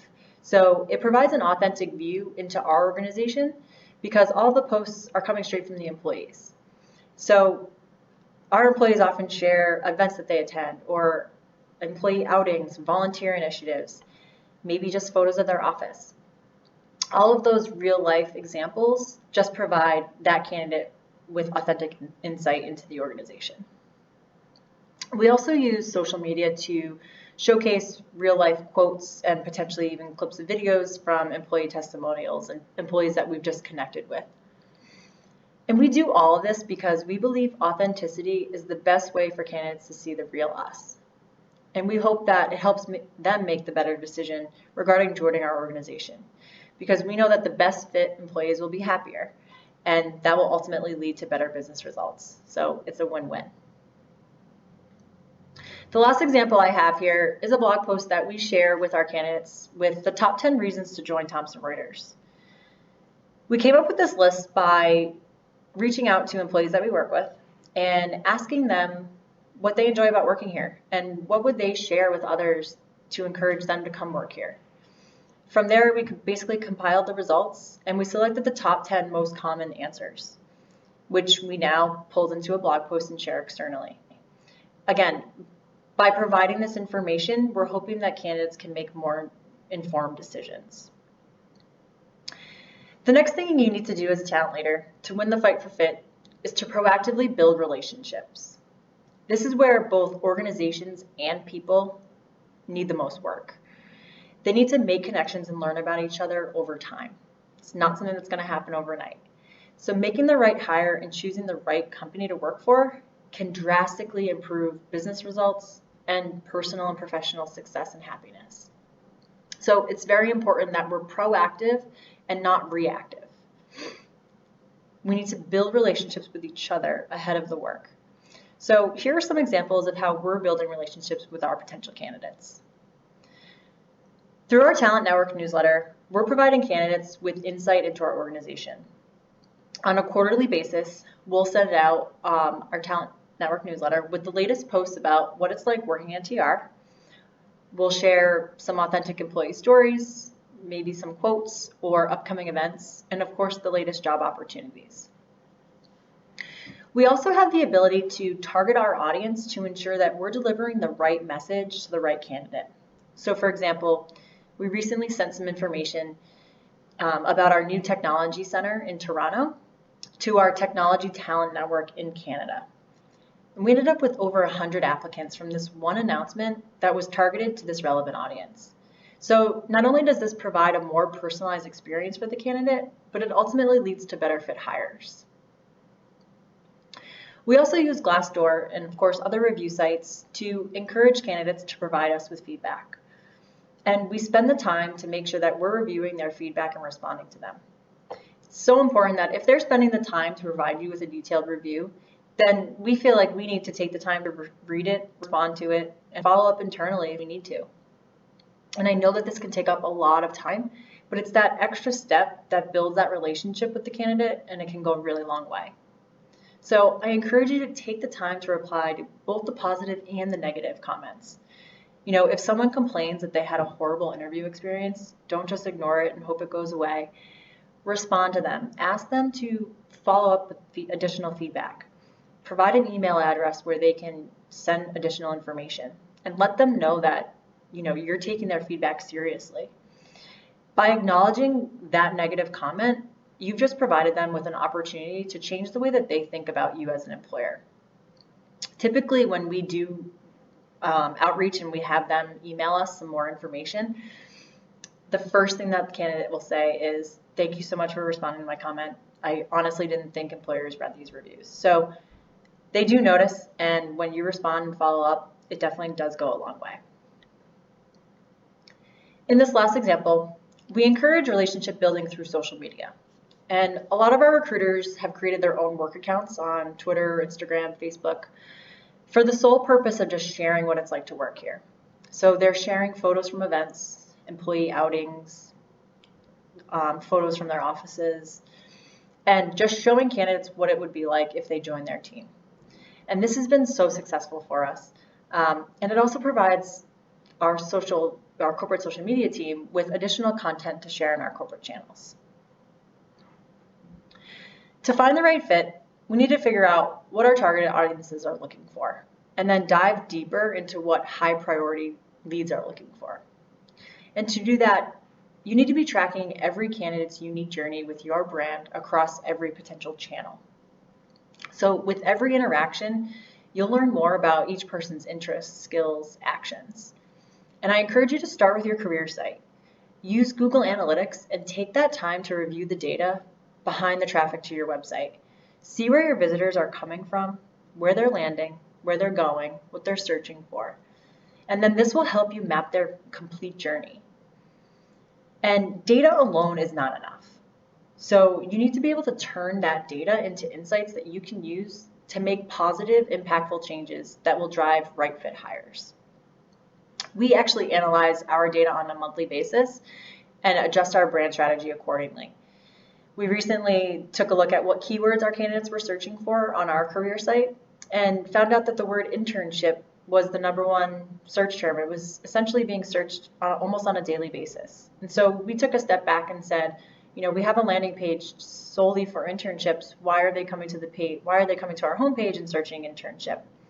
So we realized that maybe it's because it was a little bit hidden. Maybe we need to move it to the homepage. Maybe we're just not providing enough information about our internships. And so by doing a little bit of A/B testing and playing around with where some of our links are, we have the opportunity now to say, okay, if we move it to the homepage, are we seeing that term being searched less? Are candidates coming to the site and finding what they're looking for? So it's not enough to just review the data. If it's telling you something, then you need to take some action. So how do we win this fight? First, focus on hiring with purpose. The right fit candidates will be aligned with your company's vision, mission, and goals. Make sure that you're segmenting your messaging by job family, career stage, persona, and even location. The more customized that you can make your messaging, the better fit applicants you'll receive. Second, lead with your brand. Provide candidates with an authentic view into your organization. Show them what it's really like to work there. You probably already have content that you can repurpose. Don't spend time recreating the wheel. Take a look at what you have and what's relevant to your audience and your segments.